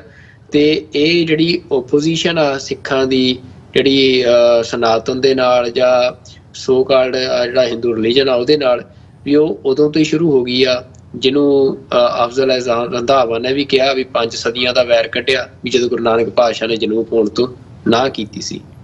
ਜੀ ਬਿਲਕੁਲ ਨਹੀਂ, ਇਹ ਮਤਲਬ ਇਹ ਦੇਖਣ ਵਾਲੀ ਗੱਲ ਹੈ ਹੁਣ ਇਹ ਵੀ ਕਿਸ ਲੈਵਲ ਤੇ ਜਾ ਕੇ ਜਿਹੜੀ ਹੈ ਉਹ ਇਹ ਨਫ਼ਰਤ ਜਿਹੜੀ ਹੈ ਐਕਸਪ੍ਰੈਸ ਹੋ ਰਹੀ ਹੈ। ਮਤਲਬ ਹੁਣ ਉਹ ਇੱਕ ਮੇਜਰ ਜਿਹੜੀ ਫਾਊਂਡੇਸ਼ਨ ਹੈ ਜਿਹੜੀ ਮੰਦਰ ਨੂੰ ਮੈਨੇਜ ਕਰਦੀ ਹੈ ਉਹਦਾ ਮੁਖੀ ਇੱਕ ਕੈਨੇਡਾ ਦੀ ਮੇਜਰ ਪਾਰਟੀ ਜਿਨ੍ਹਾਂ ਦੀ ਆਉਣ ਵਾਲੇ ਸਮੇਂ ਦੇ ਵਿੱਚ ਇਹ ਕਿਆਸਰਾਈਆਂ ਲੱਗ ਰਹੀਆਂ ਨੇ ਕਿ ਉਹਨਾਂ ਦੀ ਸਰਕਾਰ ਬਣਨੀ ਹੈ, ਉਹਨਾਂ ਦੇ ਮੁਖੀ ਨੂੰ ਇਹ ਗੱਲ ਲਿਖ ਰਿਹਾ ਆ ਕਿ ਭਾਈ ਸਾਡਾ ਦਿਲ ਬਹੁਤ ਦੁਖਿਆ ਕਿ ਤੁਸੀਂ ਸਾਡੇ ਤੋਂ ਵੱਖਰੀ ਆਈਡੀਓਲੋਜੀ ਵਾਲੇ ਸਿੱਖਾਂ ਨੂੰ ਸਾਡੇ ਮੰਦਿਰ ਦੇ ਵਿੱਚ ਭੇਜਿਆ। ਈਵਨ ਉਹਨਾਂ ਨੇ ਨਾਂ ਵੀ ਸੁਜੈਸਟ ਕੀਤਾ ਵੀ ਭਾਈ ਤੁਸੀਂ ਜਿਹੜੇ ਹਿੰਦੂ MP ਹੈਗੇ ਆ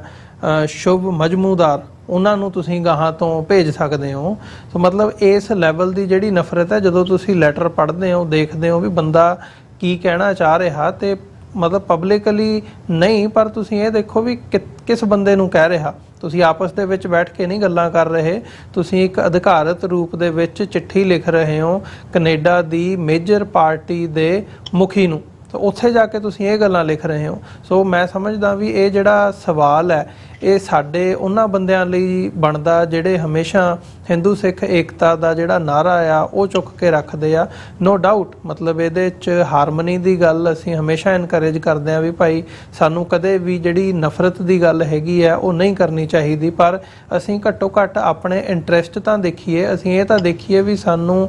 ਕਿਵੇਂ ਨੁਕਸਾਨ ਪਹੁੰਚਾਇਆ ਜਾ ਰਿਹਾ ਹੈ, ਕਿਵੇਂ ਸਾਨੂੰ ਟੈਰਰਿਜ਼ਮ ਦੇ ਨਾਲ ਜੋੜ ਕੇ ਪੇਸ਼ ਕੀਤਾ ਜਾ ਰਿਹਾ ਹੈ, ਕਿਵੇਂ ਸਾਡੇ ਖਿਲਾਫ ਨਫ਼ਰਤ ਫੈਲਾਈ ਜਾ ਰਹੀ ਹੈ। ਜਦੋਂ ਅਸੀਂ ਉਹ ਸਾਰੇ ਪਾਰਟ ਨੂੰ ਦੇਖਦੇ ਹਾਂ ਤੇ ਫਿਰ ਸਾਨੂੰ ਸਾਡੇ ਇੰਟਰਸਟ ਦੇਖਣ ਦੇ ਲਈ, ਸਮਝਣ ਦੇ ਲਈ ਇੱਕ ਲਾਈਨ ਖਿੱਚਣੀ ਪੈਣੀ ਹੈ ਕਿ ਭਾਈ ਨਹੀਂ, ਅਸੀਂ ਇਸ ਗੱਲ ਨੂੰ ਬਰਦਾਸ਼ਤ ਨਹੀਂ ਕਰਾਂਗੇ ਤੇ ਅਸੀਂ ਇਹਦਾ ਜਵਾਬ ਦੇਵਾਂਗੇ। ਉਸ ਪੱਖ ਤੋਂ ਘੱਟੋ ਘੱਟ ਸਾਨੂੰ ਉਹਨਾਂ ਕੁ ਸੁਹਿਰਦ ਹੋਣਾ ਬਣਦਾ। ਸੋ ਸਾਡੀ ਕਮਿਊਨਿਟੀ ਦੇ ਲਈ ਵਾਈਡਰ ਕੰਟੈਕਸਟ ਦੇ ਵਿੱਚ ਉਹਨਾਂ ਲੋਕਾਂ ਦੇ ਲਈ ਇਹ ਵੱਡਾ ਸਵਾਲ ਹੈ ਜਿਹੜੇ ਹਮੇਸ਼ਾ ਲਾਈਨ ਖਿੱਚਣ ਤੋਂ ਟਲਦੇ ਆ, ਡਰਦੇ ਆ, ਜਾਂ ਉਹਨਾਂ ਨੂੰ ਆਪਣੇ ਜਿਹੜੇ ਇੰਟਰਸਟ ਹੁੰਦੇ ਨੇ ਉਹ ਪਿਆਰੇ ਹੁੰਦੇ ਨੇ। ਇੱਥੇ ਬੈਠ ਕੇ ਵੀ ਅਸੀਂ ਪਿੱਛੇ ਜਾ ਕੇ ਵੀ ਦੇਖਦੇ ਹਾਂ ਵੀ ਨਹੀਂ ਜੀ ਇਹਦੇ ਨਾਲ ਤੇ ਕੰਮ ਖਰਾਬ ਹੋ ਜਾਊਗਾ। 100 ਕਿਸਮ ਦੀਆਂ ਉਸ ਕਿਸਮ ਦੀਆਂ ਦਲੀਲਾਂ ਨਿਕਲ ਆਉਂਦੀਆਂ ਨੇ ਜਦੋਂ ਤੁਸੀਂ ਉਹਨਾਂ ਲੋਕਾਂ ਦੇ ਨਾਲ ਗੱਲ ਕਰਦੇ ਹੋ। ਇਹ ਸਵਾਲ ਉਹਨਾਂ ਲਈ ਹੈ ਕਿ ਭਾਈ ਜਿਹੜੀ ਇਹ ਚਿੱਠੀ ਹੈ ਇਹ ਜ਼ਰੂਰ ਪੜ੍ਹੋ, ਦੇਖੋ, ਸਮਝੋ ਕਿ ਭਾਈ ਜਿਹੜੀ ਮੈਜੋਰਿਟੀ ਕਮਿਊਨਿਟੀ ਹੈ ਭਾਰਤ ਦੇ ਵਿੱਚ ਉਹ ਤੁਹਾਨੂੰ ਕਿਵੇਂ ਦੇਖਦੀ ਹੈ ਤੇ ਤੁਹਾਨੂੰ ਉਹ ਕਿੱਥੇ ਰੱਖ ਕੇ ਦੇਖਣਾ ਚਾਹੁੰਦੀ ਹੈ। ਸੋ ਇਹਨਾਂ ਹੀ ਸ਼ਬਦਾਂ ਦੇ ਨਾਲ ਜਿਹੜਾ ਸਾਡਾ ਸਮਾਂ ਹੈ ਅੱਜ ਦੇ ਸ਼ੋਅ ਦਾ ਉਹ ਸਮਾਪਤੀ ਦੇ ਵੱਲ ਨੂੰ ਜਾ ਰਿਹਾ ਹੈ। ਮੈਂ ਜਿਹੜੇ ਦਰਸ਼ਕ ਇਸ ਵਕਤ ਸਾਡੇ ਨਾਲ ਜੁੜੇ ਹੋਏ ਆ ਤੁਹਾਨੂੰ ਬੇਨਤੀ ਵੀ ਕਰਦਾ ਕਿ ਤੁਹਾਡੀ ਜਿੱਥੇ ਤੁਸੀਂ ਸਾਨੂੰ ਆਪਣੇ ਸੁਝਾਅ ਤੇ ਸਵਾਲ ਭੇਜਦੇ ਹੋ ਸੋਸ਼ਲ ਮੀਡੀਆ ਰਾਹੀਂ sos@tv84.tv ਦੇ ਉੱਤੇ ਤੁਸੀਂ ਸਾਨੂੰ ਈਮੇਲ ਕਰ ਸਕਦੇ ਹੋ। ਉੱਥੇ ਹੀ ਤੁਸੀਂ ਤੁਹਾਡੀ ਸਕਰੀਨ ਦੇ ਉੱਤੇ ਜਿਹੜੀ ਇਨਫੋਰਮੇਸ਼ਨ ਫੋਨ ਨੰਬਰ ਆ ਰਿਹਾ ਹੈ ਉਸ ਰਾਹੀਂ ਵੀ ਤੁਸੀਂ ਸਾਡੇ ਤੱਕ ਪਹੁੰਚ ਕਰ ਸਕਦੇ ਹੋ। ਡਾਇਰੈਕਟ ਕਾਲਸ ਕਰ ਸਕਦੇ ਹੋ ਜਾਂ ਫਿਰ WhatsApp ਰਾਹੀਂ ਸਾਡੇ ਤੱਕ ਪਹੁੰਚ ਕਰ ਸਕਦੇ ਹੋ। 5166191984 TV84 ਨੂੰ ਡੋਨੇਟ ਕਰਨ ਦੇ ਲਈ, ਚੱਲਦਾ ਰੱਖਣ ਦੇ ਲਈ ਸਾਨੂੰ ਤੁਹਾਡੀ ਸਹਾਇਤਾ ਦੀ ਲੋੜ ਹੈ। ਇਹਨੂੰ ਅੱਗੇ ਵਧਾਉਣ ਦੇ ਲਈ ਇਸ ਪ੍ਰੋਜੈਕਟ ਨੂੰ ਤੁਸੀਂ TV84 ਦੇ ਨਾਂ ਦਾ ਚੈੱਕ ਬਣਾ ਕੇ ਸਾਡੇ ਐਡਰੈਸ ਦੇ ਉੱਤੇ ਮੇਲ ਕਰ ਸਕਦੇ ਹੋ। 3601 37th ਐਵਨਿਊ, ਲੌਂਗ ਆਈਲੈਂਡ ਸਿਟੀ, ਨਿਊਯਾਰਕ 11101। ਇਹਨਾਂ ਹੀ ਸ਼ਬਦਾਂ ਦੇ ਨਾਲ ਅੱਜ ਦੇ ਸੱਚੋ ਸੱਚ ਪ੍ਰੋਗਰਾਮ ਦੇ ਵਿੱਚ ਤੁਹਾਡੇ ਕੋਲੋਂ ਇੱਥੇ ਹੀ ਇਜਾਜ਼ਤ ਚਾਹਾਂਗੇ। ਦੁਬਾਰਾ ਫਿਰ ਅਗਲੇ ਹਫਤੇ ਸੋਮਵਾਰ ਨੂੰ ਤੁਹਾਡੇ ਨਾਲ ਮੁਲਾਕਾਤ ਹੋਵੇਗੀ। ਸੁਖਵਿੰਦਰ ਸਿੰਘ ਜੀ ਫਤਿਹ ਦੀ ਸਾਂਝ ਪਾਈਏ ਅੰਤ ਦੇ ਵਿੱਚ। ਵਾਹਿਗੁਰੂ ਜੀ ਕਾ ਖਾਲਸਾ, ਵਾਹਿਗੁਰੂ ਜੀ ਕੀ ਫਤਿਹ ਜੀ। ਵਾਹਿਗੁਰੂ ਜੀ ਕਾ ਖਾਲਸਾ, ਵਾਹਿਗੁਰੂ ਜੀ ਕੀ ਫਤਿਹ ਜੀ।